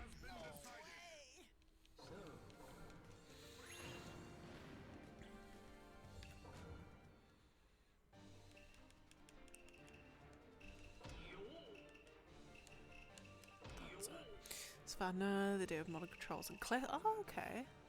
On modern special moves are just one button. Interesting. Some people might say, oh, modern equals easy mode. Interesting, okay. I wonder if they've done that as sort of as a accessibility feature, for me, e.g.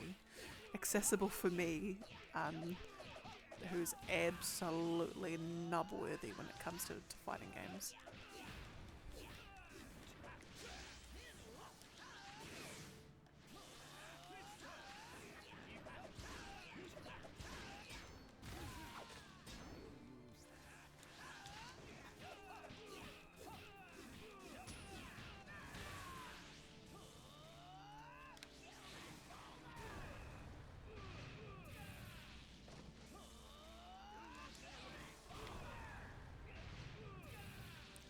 Almost. Bad. And then that pretty bounce. Oh, that's good. Well, then, yeah, I'd imagine probably the devs would be. Oh, I just love to. I'd love to know, how they balance things, because it's just there'd be a whole bunch of numbers that they'd be crunching, analytics on DPS and. The split seconds of animations and everything. If Chun-Li's kicking animation is 2 frames longer than, I don't know, Vega's, so therefore it means that her DPS is like insanely nerfed, and it's not even like she's horrendously unbalanced. Like, imagine it'd be stuff like that probably. Could never wrap my head around it, and mad respect to those devs who work on the balancing.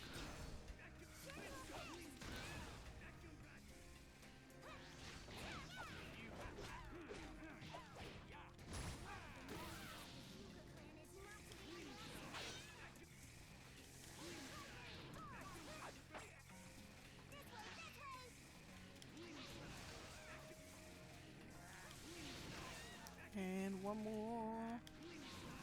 Bam. That's actually on the virtual event I'm next looking forward to, is going to be the Game Awards this year. I think this Game Awards I'm going to be on the edge of my seat waiting for the Game of the Year announcement. It is going to be, in fact, actually everything. All of them. Like, it's probably going to be one of the most interesting Game of the Years, I think, in I wouldn't say in a while. Oh, in a while? Possibly. Be what? Oh, 2018. Red Dead 2 came out in 2018, didn't it? Because then it was up against God of War.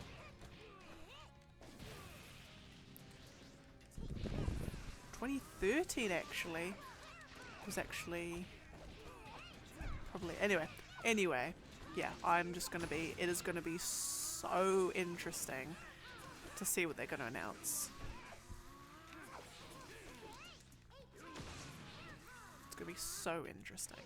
I think I'm gonna be like, cause if Starfield, Final Fantasy or Zelda, if either of those three win it, I will be happy. Like, I will be happy.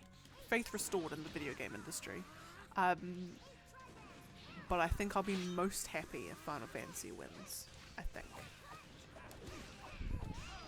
Purely just because I'm so hyped about it, and B, it's just, I think, just like, I was reading a few comments about the Final Fantasy Celebration event that they've had like the last day or so. Actually no, they've had it like half a day ago.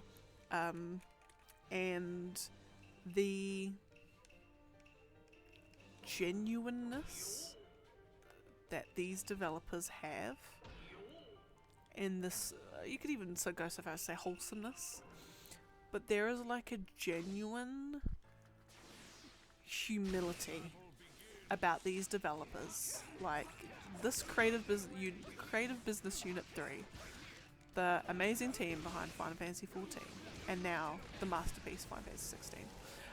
There is like a humility and like a genuine love for what they do that I think is just very, I won't say very rarely seen nowadays, but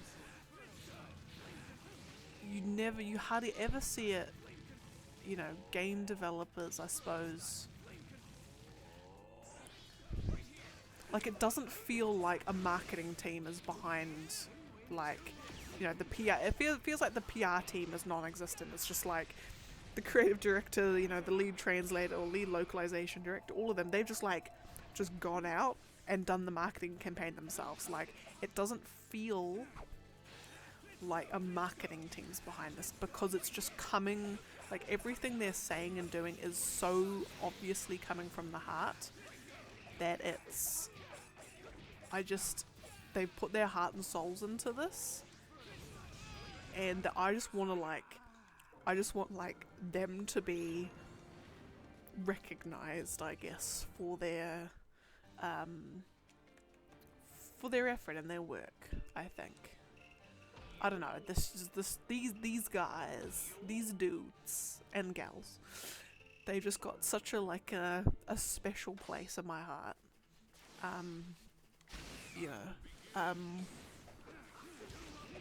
Yeah, I don't know. I need to stop going on about Final Fantasy 16. I'm so sorry. I'm going to be so insufferable for like the next week. Up until next Thursday, I'm just going to be absolutely insufferable. So I do apologize deeply in advance.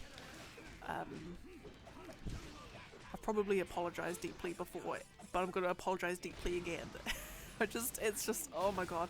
Like, I've said I'm not gonna play this demo. I'm not gonna play this demo.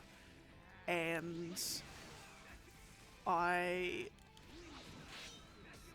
like, I'm not gonna play it because I want like getting my hands on it, like actually press and play on it to be like, I want it to be fresh with the full game. But having, you know, seen the little bits and bobs from the demos like of other people playing it, oh my god, oh my god, it's just so good. And then like someone on YouTube's put sort of the OST, like the soundtrack to the fights, like the Ifrit versus Phoenix backing track. My god, oh my lordy, it just sounds divine. It's like, it's what a final boss theme would be in any other game, but it's like the end of the tutorial kind of thing. It's like, oh yeah, we're only in the tutorial and this is already sounding like the final boss theme. Oh man, Masayoshi Soken is just an absolute beast. And considering he probably wrote most of the tracks while he was in hospital with cancer as well, he's an absolute legend. Like, completely and utterly. Yeah.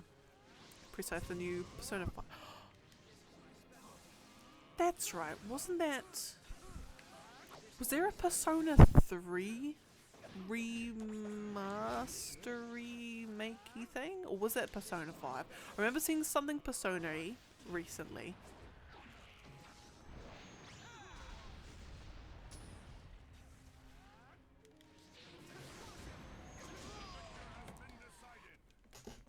It must have been that, I'm guessing.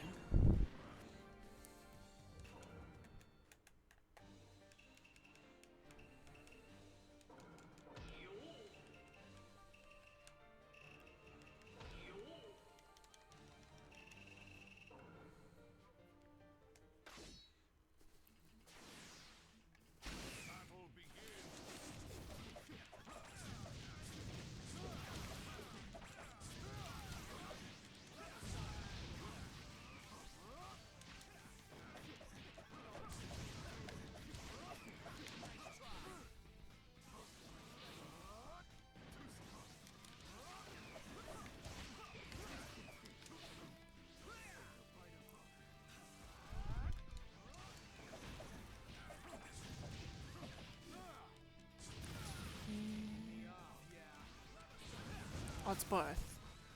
Be the regular one, not the one for the... Oh, okay. That's odd that they haven't included the one with all the content.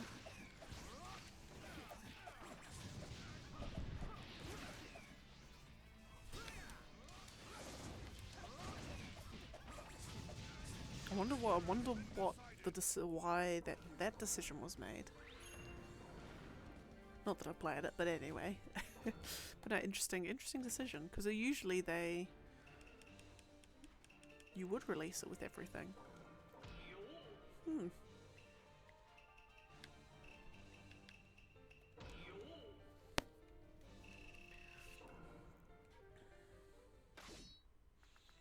Unless they've got something else planned, something up their sleeve.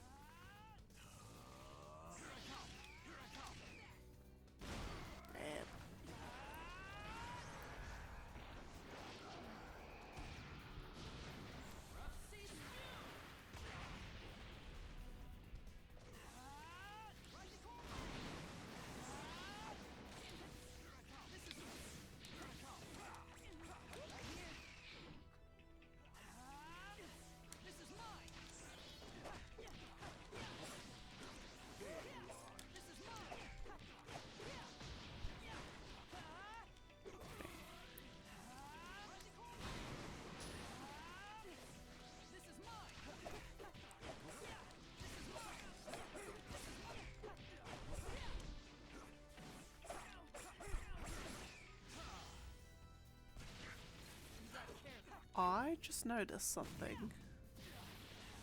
I think when they're doing these animations, they're like elongating.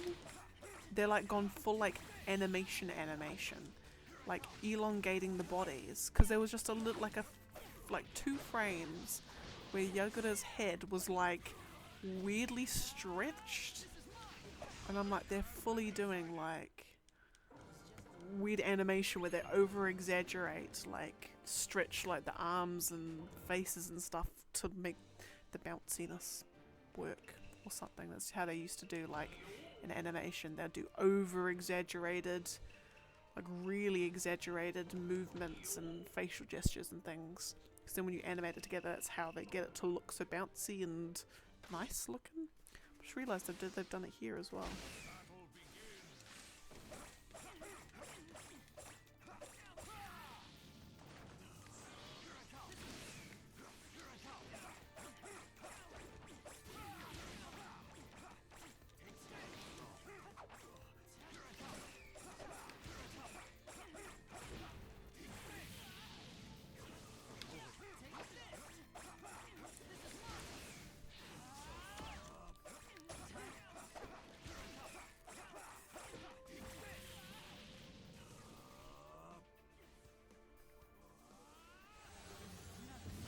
Oh lovely, now I've got this weird...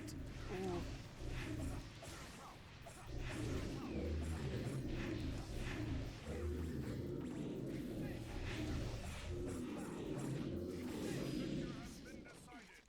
Oh.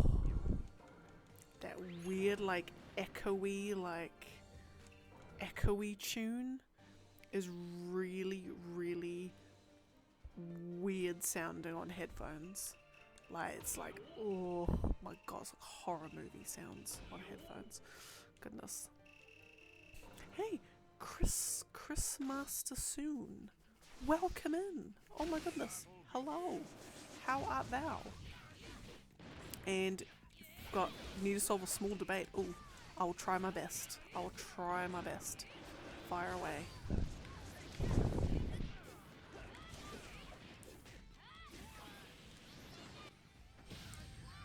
Cousin watching Boruto and discussing who's the worst Hokage.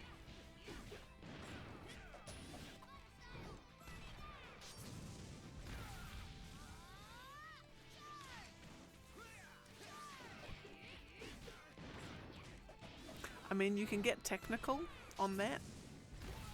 So I'd say Danzo would be the worst because it's just Danzo, even though he's only Hokage for a short amount of time.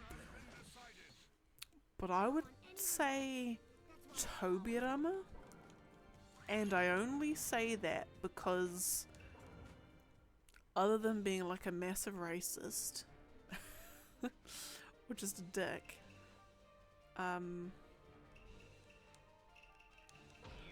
like, what did he do? You know, like for, excuse me, Hashirama, first Hokage, did a hell of a lot. Hiruzen, absolute legend, did a hell of a lot. Minato, you know, beast, you know, the OG, the legend, you know, defending the village against the Ninetales Fox, sacrificing himself, you know, all that good stuff. Tsunade, again, helping protect the village during the pain arc. You know, she's actually a decent gal. Kakashi, again, the man, the myth, the legend. Although as a Hokage, as a Hokage, Naruto is actually a decent Hokage. I'll give him that. When he actually sorts himself out, I guess. But like Tobirama? So I'm going to say, if we're thinking purely on who like is commonly thought of as the Hokages, I would say Tobirama, the second. If we're going on like who we've ever seen be Hokage, then I would go Danzo. Yeah. I'm keen to hear what your guys' thoughts were.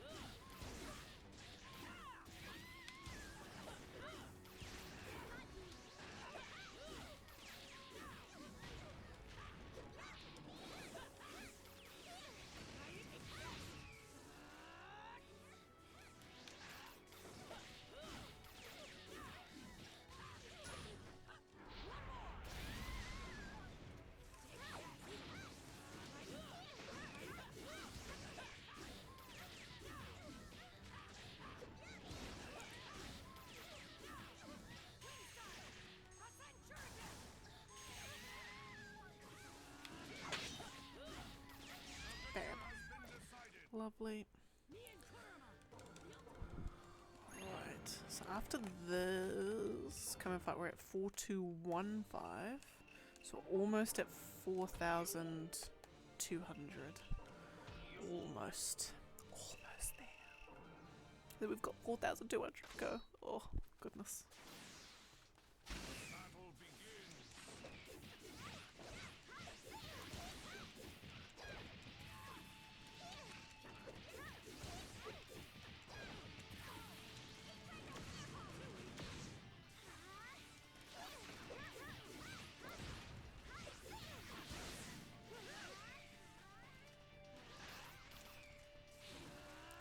Sebastian Tobirama Tsunade. Drinks and gales during the past. She left Naruto to do most.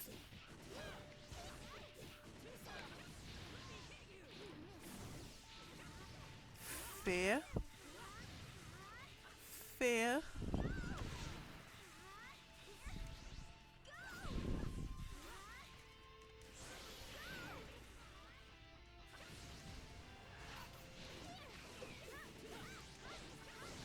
Yeah, I can see that, you know, if she lived in today's world, she would be,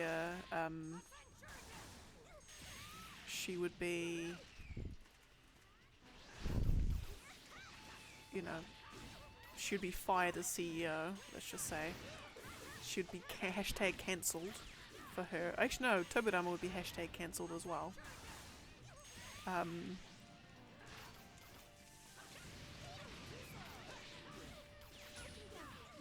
my goodness.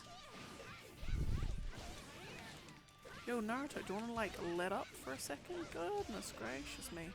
Here we go.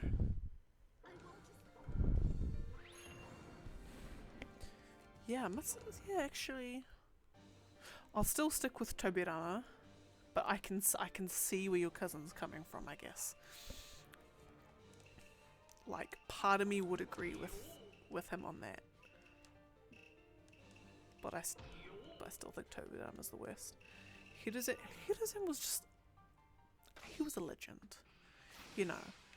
He probably went home every night going, oh my bloody god, this bloody village can't catch a break. You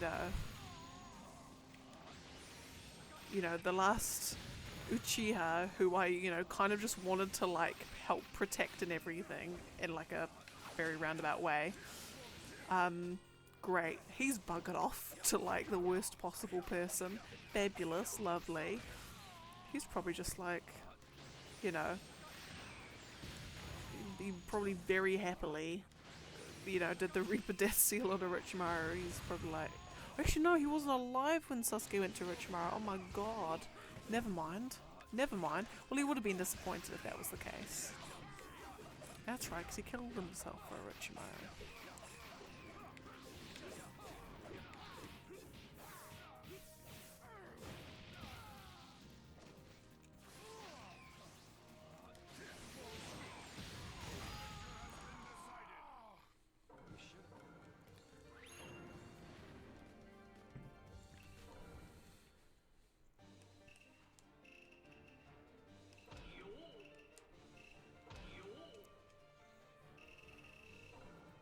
Yeah, because, yeah, when I think about it, yeah, I just said Tobirama. Like, A, 'cause he's a racist, and B, like, what did he actually do? Like, at least the others, like, sort of did something, I guess. Like, yeah, even if Tsunade she could have done a little bit more. But then she did go up against Madara in the Ninja War, so give her that, I guess. And she also did the impossible and gave Sakura like 1% usefulness. Like, she made Sakura not completely useless and actually gave her something to do. So that's great, you know. That's lovely. In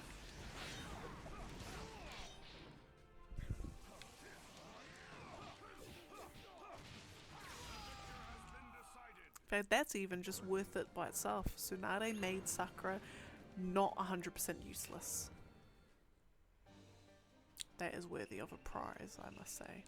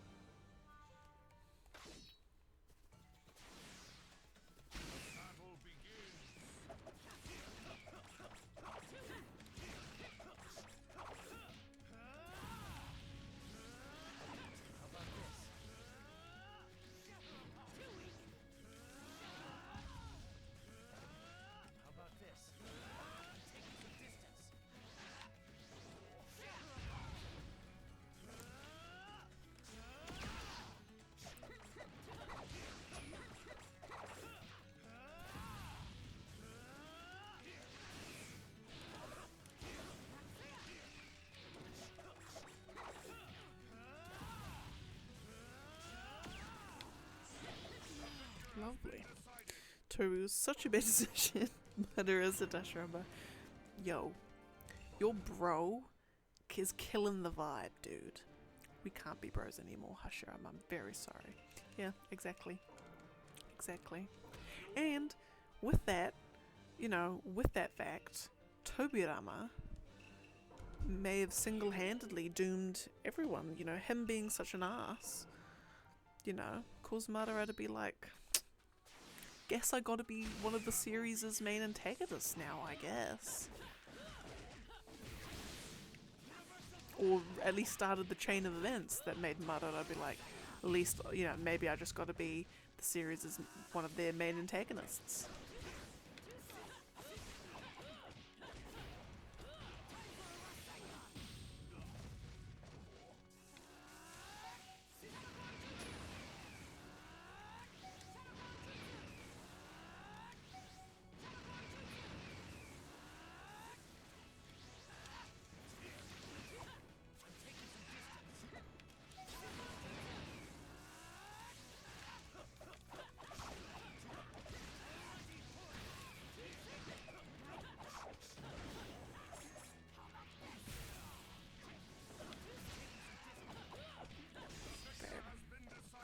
Asked him which part he liked, part 1 or 2. Oh. Uh-huh. And did he give the right answer? That's the, because there is a right answer to this.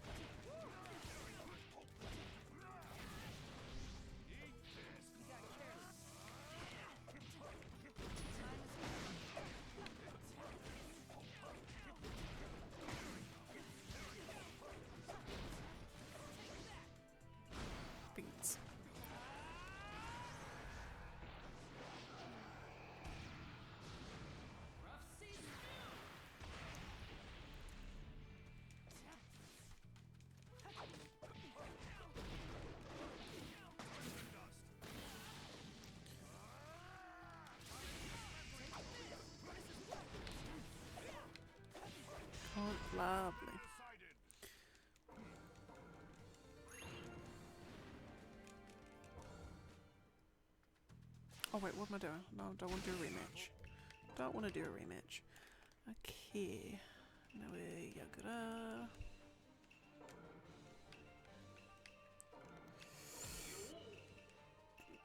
And Tsuchikage. Started with part 1. Said part 2 had better fights.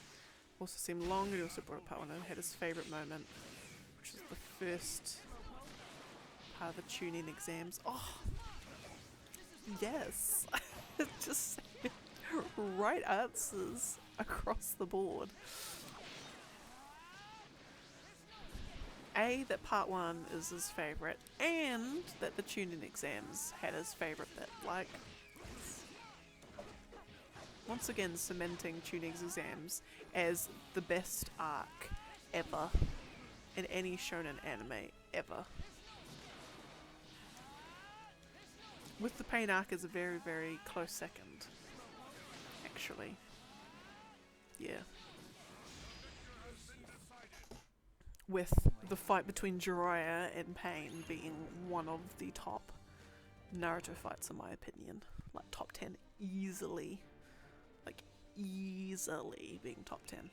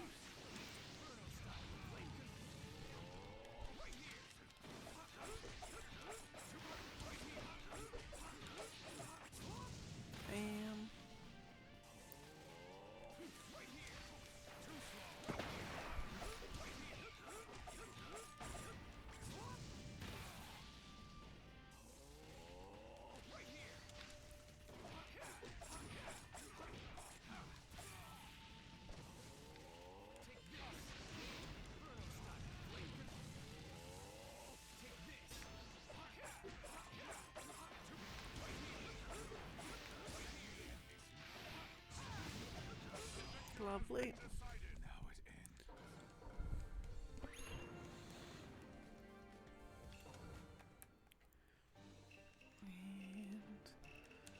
And Kaze.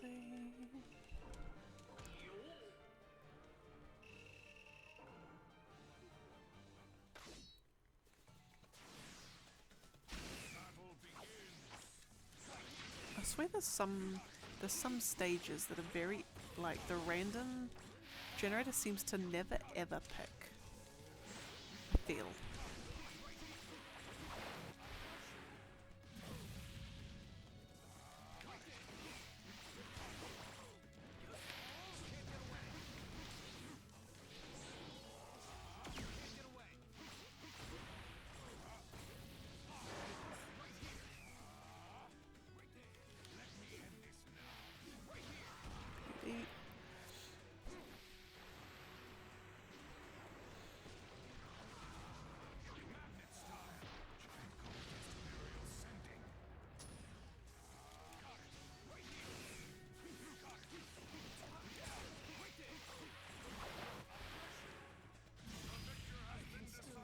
Also, I realized as well, and I really hope it doesn't like muck with anything, because I didn't want it to be like something I want to keep like taking off and adding on, but I think, again, sorry, very, very deep apologies, I'm going to bring up Final Fantasy 16 again, but, I was thinking, I'm like, hang on a second, this is a very mature game.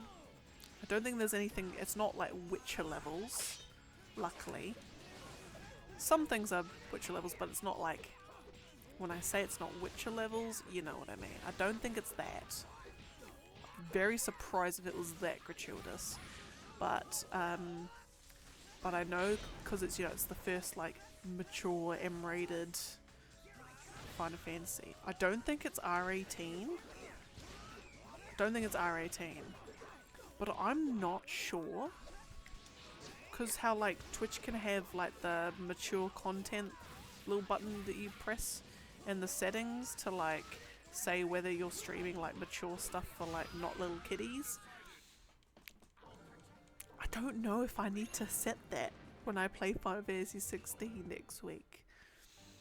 Cause I mean, what has it got? If what I saw from the demo is anything to go by, we've got decapitations, we've got gratuitous swearing, we've got raunchiness a little bit. Don't actually know how deep that scene goes though. Possible raunchiness. We've got just like very upsetting scenes, I guess. Like brutal scenes, I think. Like definitely not for, you know, Karen and Sharon and Barbara would not want little Timmy watching it, kind of sort of stuff.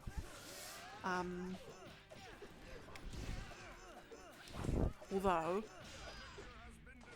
I was hating it, so not this last week and the weekend before.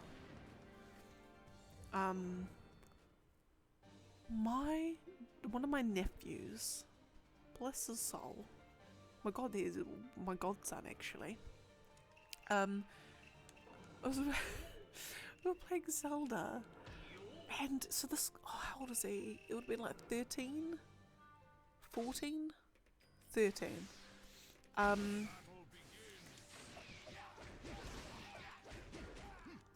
he was talking about like school shootings, and I'm like,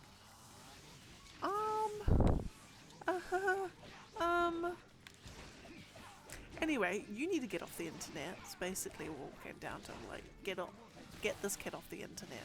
I swear to God, the minds of the youth are being poisoned, which is why I don't want little Johnny and little Timmy watching my Final Fantasy 16 screen. This game is rated M for mature. Mama Karen would not. Yeah, because I'm not quite sure what the. In fact, I actually just need to double check what's going to be on the box, because the name of the ratings is different. Like, I think your M is considered our R16. I'm not actually sure, because we've got PG-13, we've got G, we've got PG, we've got G and then PG, and then PG-13, and then M, which is like goes up to 15, and then R16, and then R18 is like the final one. But I'm not quite sure if that translates, like, here, what it would be rated here and what it would be rated over in the States is like the same, like it's the same thing. Like, is our R18 your M, or is our M your PG-13 sort of thing? And then I don't know what I would need to put the little mature content disclaimer on Twitch for.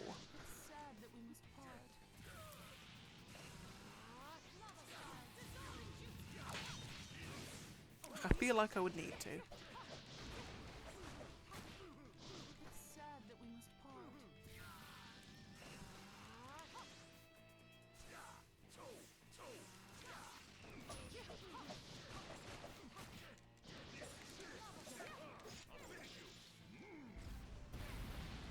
Especially if people are being decapitated, I'm gonna put the little disclaimer on.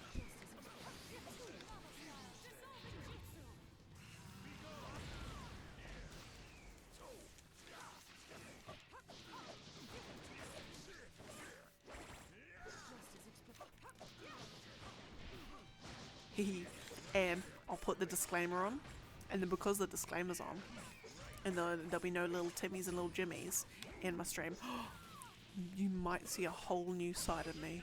I'll be swearing, I'll be making rude jokes, I'll be like doing all of this, you know, all of this sort of stuff, and you'll be like, is this even the same person? I'll be using profuse profanity. I will be making obscene and lewd and crude humorous jokes. You'll be like, what even is this? And then the next day when I go back to my Naruto, I'll be like, hey guys, no swearing allowed. No rude jokes here. and then go back to Final Fantasy 16. I'm like, yo, what up, motherfuckers? Not actually. Not actually. In fact, I've actually noticed, you know, me trying not to swear as part of my streams. Obviously, I fail sometimes, but, you know, most of the time, 99% of the time, I do pretty well. It's actually helped me not swear as much in real life, which is actually pretty good. Pretty good. No, not sure if I asked what's your fave Final Fantasy. My heart is Final Fantasy X. Final Fantasy X I hold on a pedestal because it is incredible. Absolutely bloody incredible. And it's probably the Final Fantasy I've played the most times over.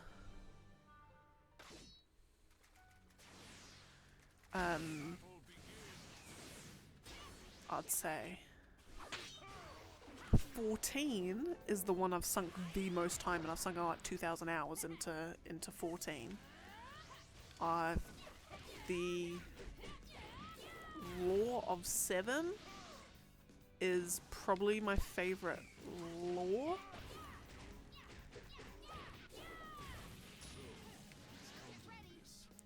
And 13.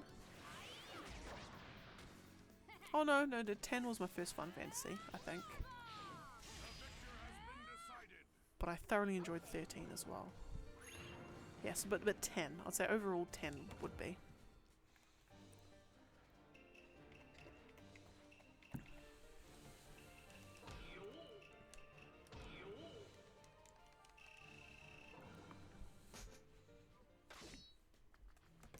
Ow!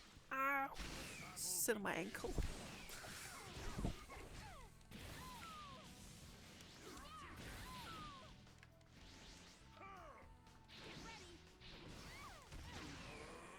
So Rose for me, it's also 10, but I've made its title with Dissidia. Ooh, good choice. The Dissidia games are really good. I got the Dissidia NT. Okay-ish in against the bots. Absolutely abysmal in the ranked ones. And that was the end of my Dissidia journey. And I didn't have a PSP, but my friend would bring his one to school, and I'd play the Dissidia games on his. But no, they are good games, really good games.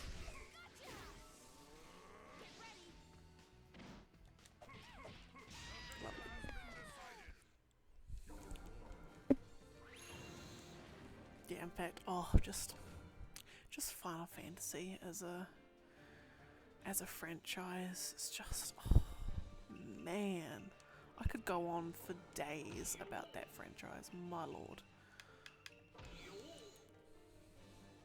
In fact, I could even go on for days. In fact, take any Final Fantasy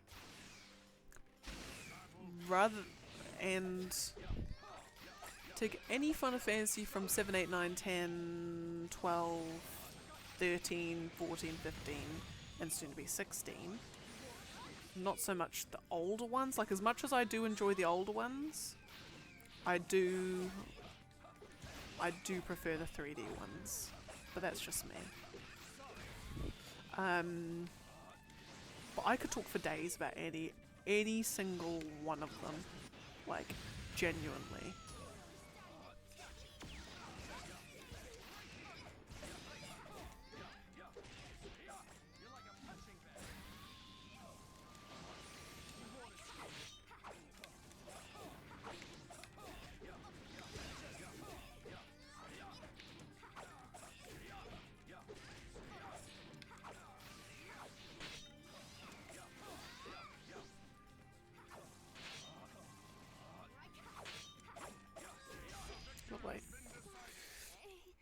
Didn't have a PSP, traded DS to my friend for his PSP best we get.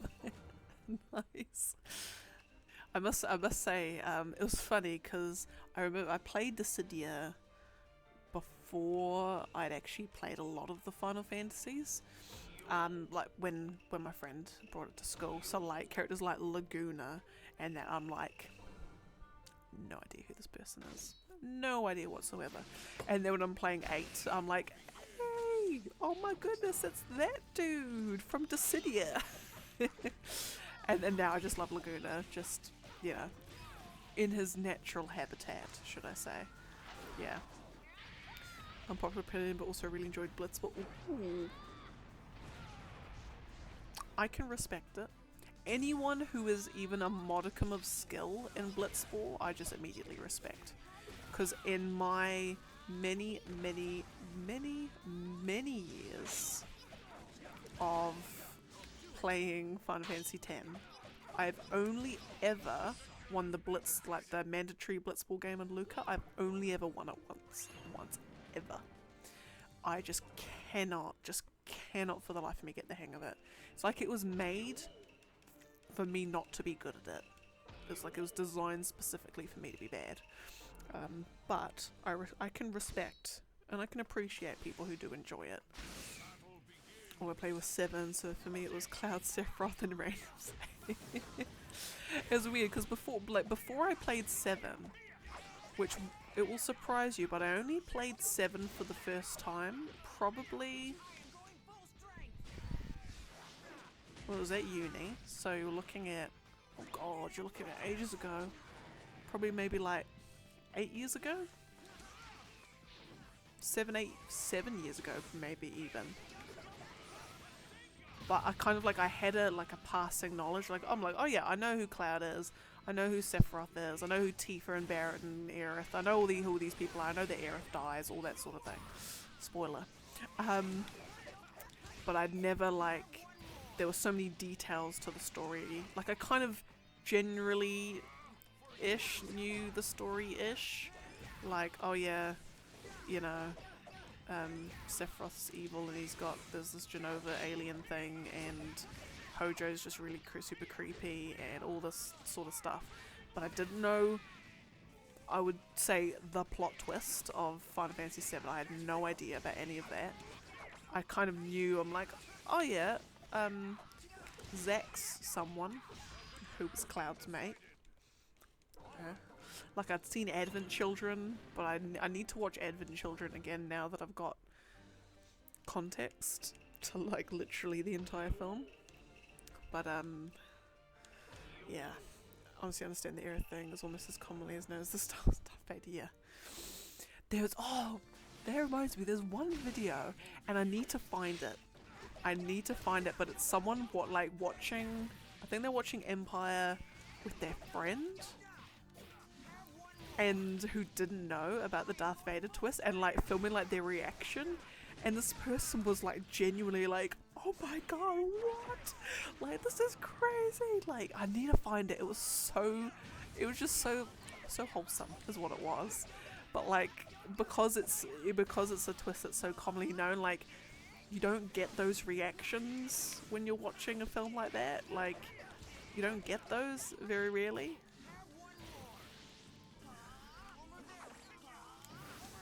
And it's just so when you see someone's like genuine, like, oh my god, what?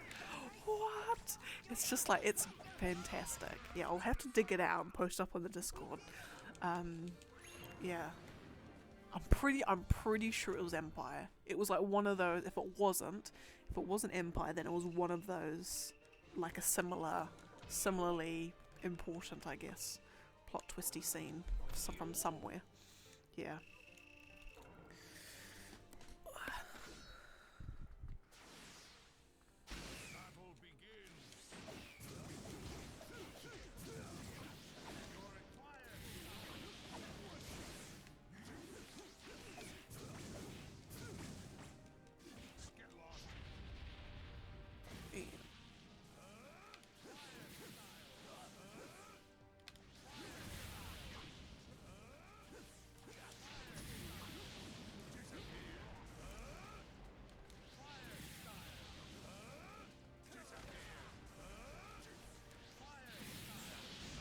Lovely.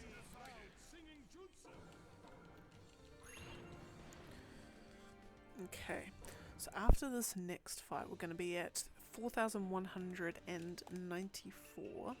So what I might do is get down to where it's going to be 4,190, which is a nice clean number, and then call it a day, I think. So basically after this fight I've got 4 fights left. Because then we'll have hit 92 fight? No, 93 fights.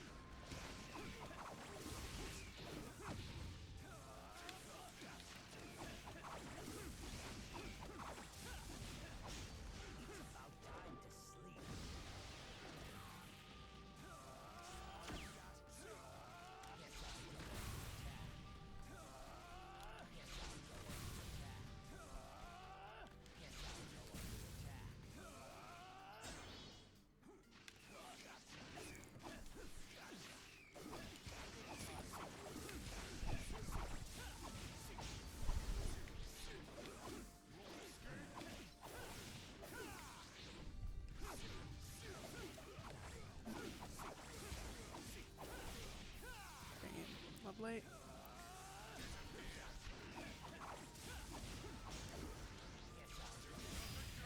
Admittedly, played F7 early enough, the Aerith event wasn't known. I haven't played the Teethus twist yet. Oh my god, why did I go all the way back here? Oh, please don't tell me it's just reset the number of fights, which it wouldn't actually matter if it did.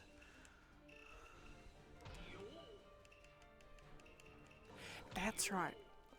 So I found a really amazing little like tidbit. So the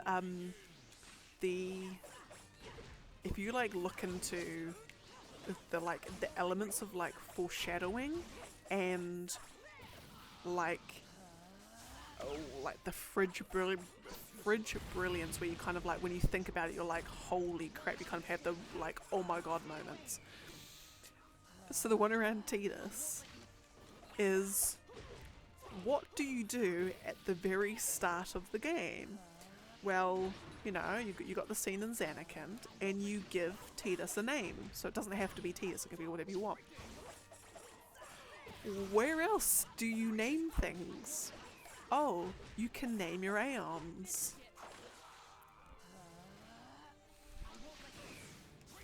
Why would they have a character whose official name is Tidus and give you the option to name him? And what does Tidus have in common with Aeons? With my speed, no one can catch me. It was right there. Like, not that he's an Aeon. He's not an Aeon. But...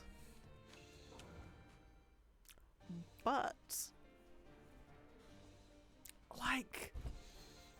details, like it's all right there, like it's that sort of stuff that I just, like if you want me to love your game, if you just want me to like appreciate your game, just little stuff like that is really what makes it. And another thing, another little tidbit, whatchamacallit, so Sin attacks, you know, whenever like Machina is used, or sort of like civilization gets pretty high-techy, you know, Sin attacks. Doesn't like it when you're using lots of Machina. So Luca seems to be a safe haven. They say that it's the, you know, the Crusaders are, you know, protecting Luca, and that's why, you know, the stadium's not getting destroyed.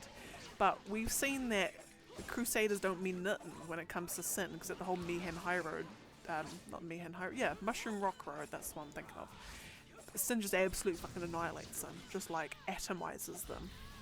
So they're like, well, the Crusaders ain't gonna do nothing to Sin, so why is the Luca Blitzball Stadium not being attacked by Sin? It's like prime real estate for him to go and attack, like it's what he would attack.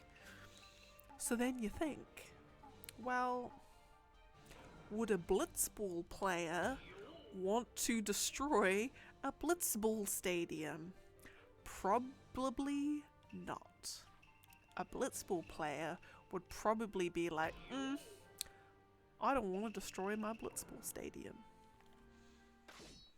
Why Luca is intact is explained. Or why Luca is intact, should I say, is explained. Technically. Not explicitly. I mean, it's very, like, it's not confirmed or anything, but it's like, it's so obvious. It's so obviously the case. And I'm just like, oh, that game has so much, like, goodness in it. Okay, well, what else have I got? What other tidbits have I got? What else have I got? This can't be the only two.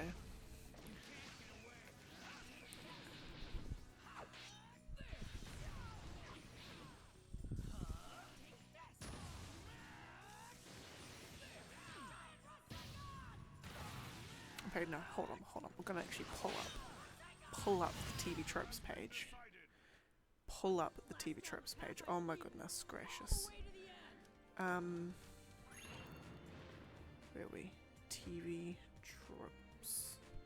Final Fantasy 10. Okay, we're ready. We're ready to blow our minds even more. Okay, and where are we? Who did I just face? Just face young Shikamaru. Right, fridge. Here we go.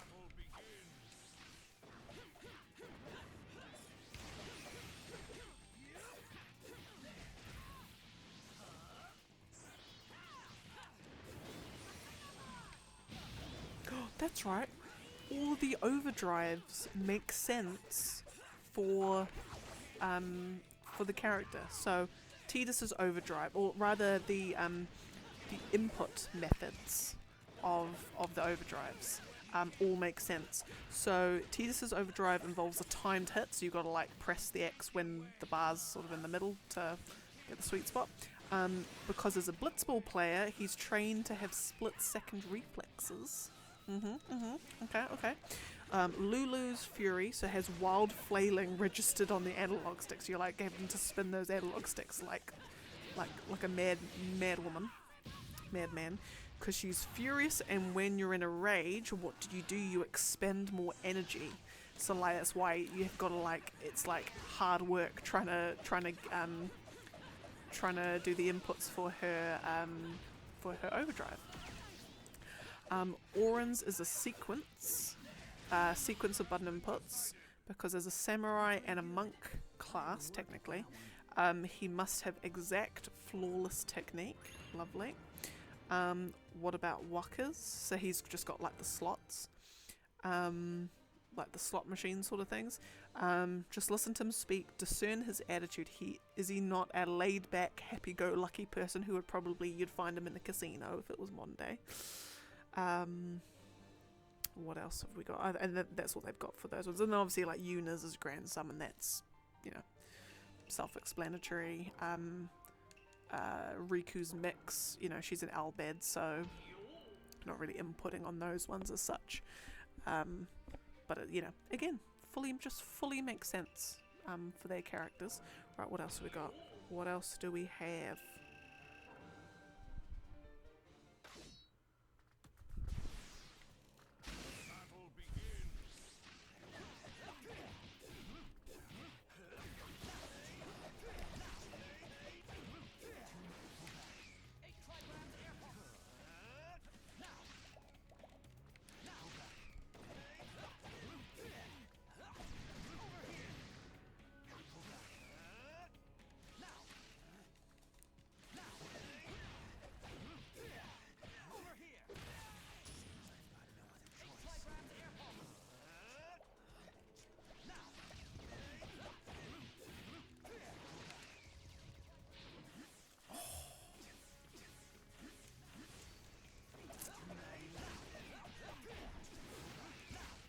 Some of these are beautiful.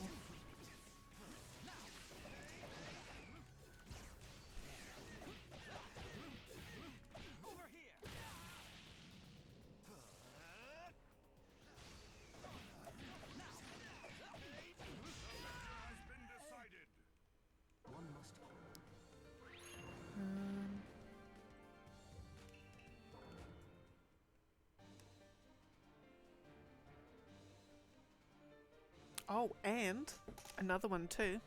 Tidus is not a natural blonde. He's actually both in old demos of the game, or early demos, and also in some of the flashback sequences, he actually has dark hair like Jacked.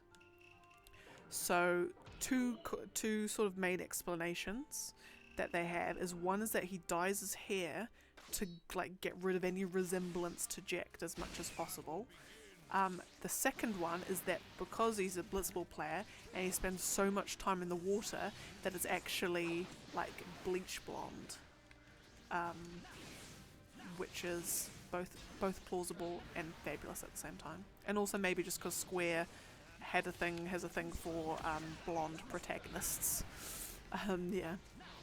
Things like FF10 is the first FF game to have voice acting, and the last game you get to name your character.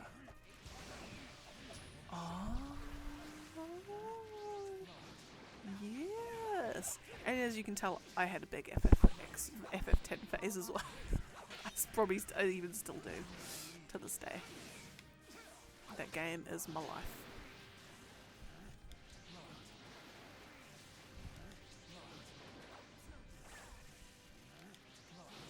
Okay, excuse me. I'm gonna do 2 more fights because I need to get more 10 facts in. Okay, here we go.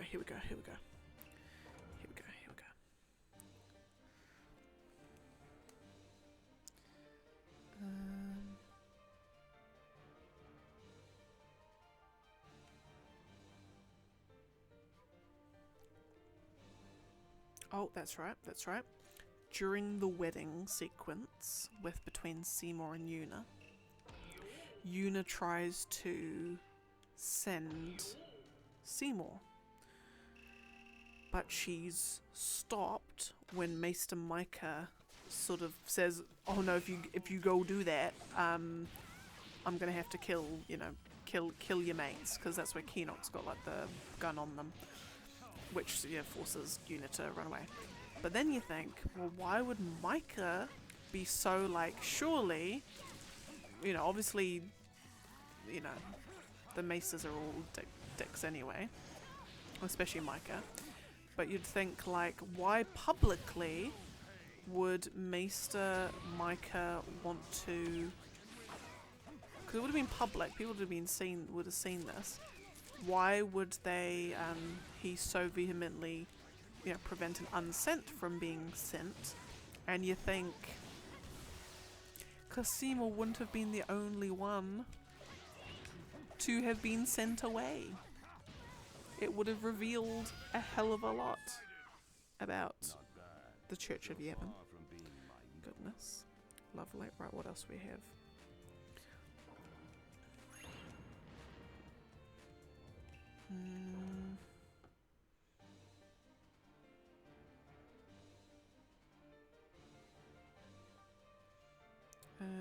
What else have we got?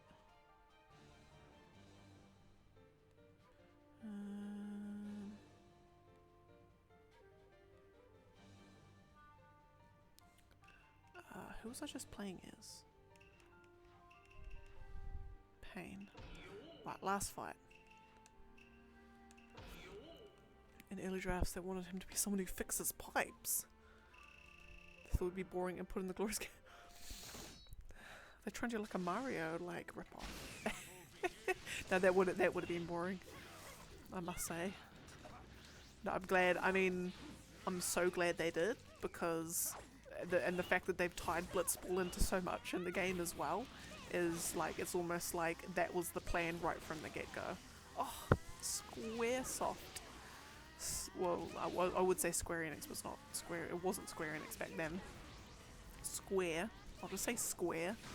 God, they know how to write. Was it Kitase who wrote it?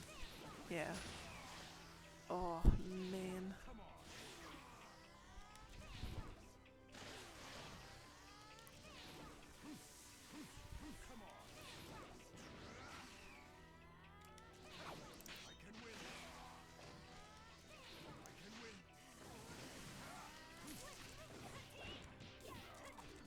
Man.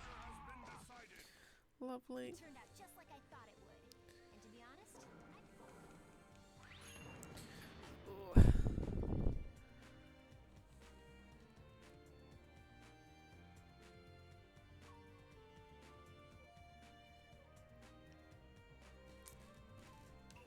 Alright. Okay. Ow, and I've just been sitting on my leg the whole time, so it's all seized up. Alright, I'm just gonna update the list because we are down to what are we, 86. 4,186. Alright, so next time we'll be down in the 4,000s. Lovely. Jubbly. Jubbly, jubbly. Alright. Righty, ho, ho. I will leave it there for this evening, this fine evening. And I will be... I'm actually going to stream Returnal tomorrow. I've been thinking about it ever since I played it last week. And I haven't finished it yet, but I'm like, I really want to play it again. And because the boys hogging the TV, playing Diablo, so I'm like, I can't chuck it on the big TV, so I'm just going, I'm going to stream it. So that'll be me tomorrow night. Fabulous. But no, thank you. I didn't be the first boss. My number one tip, run. Just always, forever be moving. Like, running, jumping. It's actually the dashing. Dashing gives you temporary invulnerability. You can, like, dash through attacks. Like, that, like, always be running, always be jumping, and always be dashing is basically, like, the top 3 main tips, I would probably say. Above anything else in that game. But stay tuned for tomorrow, where I will give the masterclass on how to... I mean, I say this, and I'm probably going to die, like, immediately. But we'll see how I go. We'll see how I go. But no, but that'll be me. No, thank you so much for joining. As always, your company is amazing. Me and the bunny will have a great day. God, he's going to hate that I've said that. That's alright. That's fine. It's just between us. But no, thank you so much. I will be here tomorrow. Have a fabulous day. Have a fabulous night. Stay well. Stay rested. Stay very hydrated. And I'll see you next time. Bye.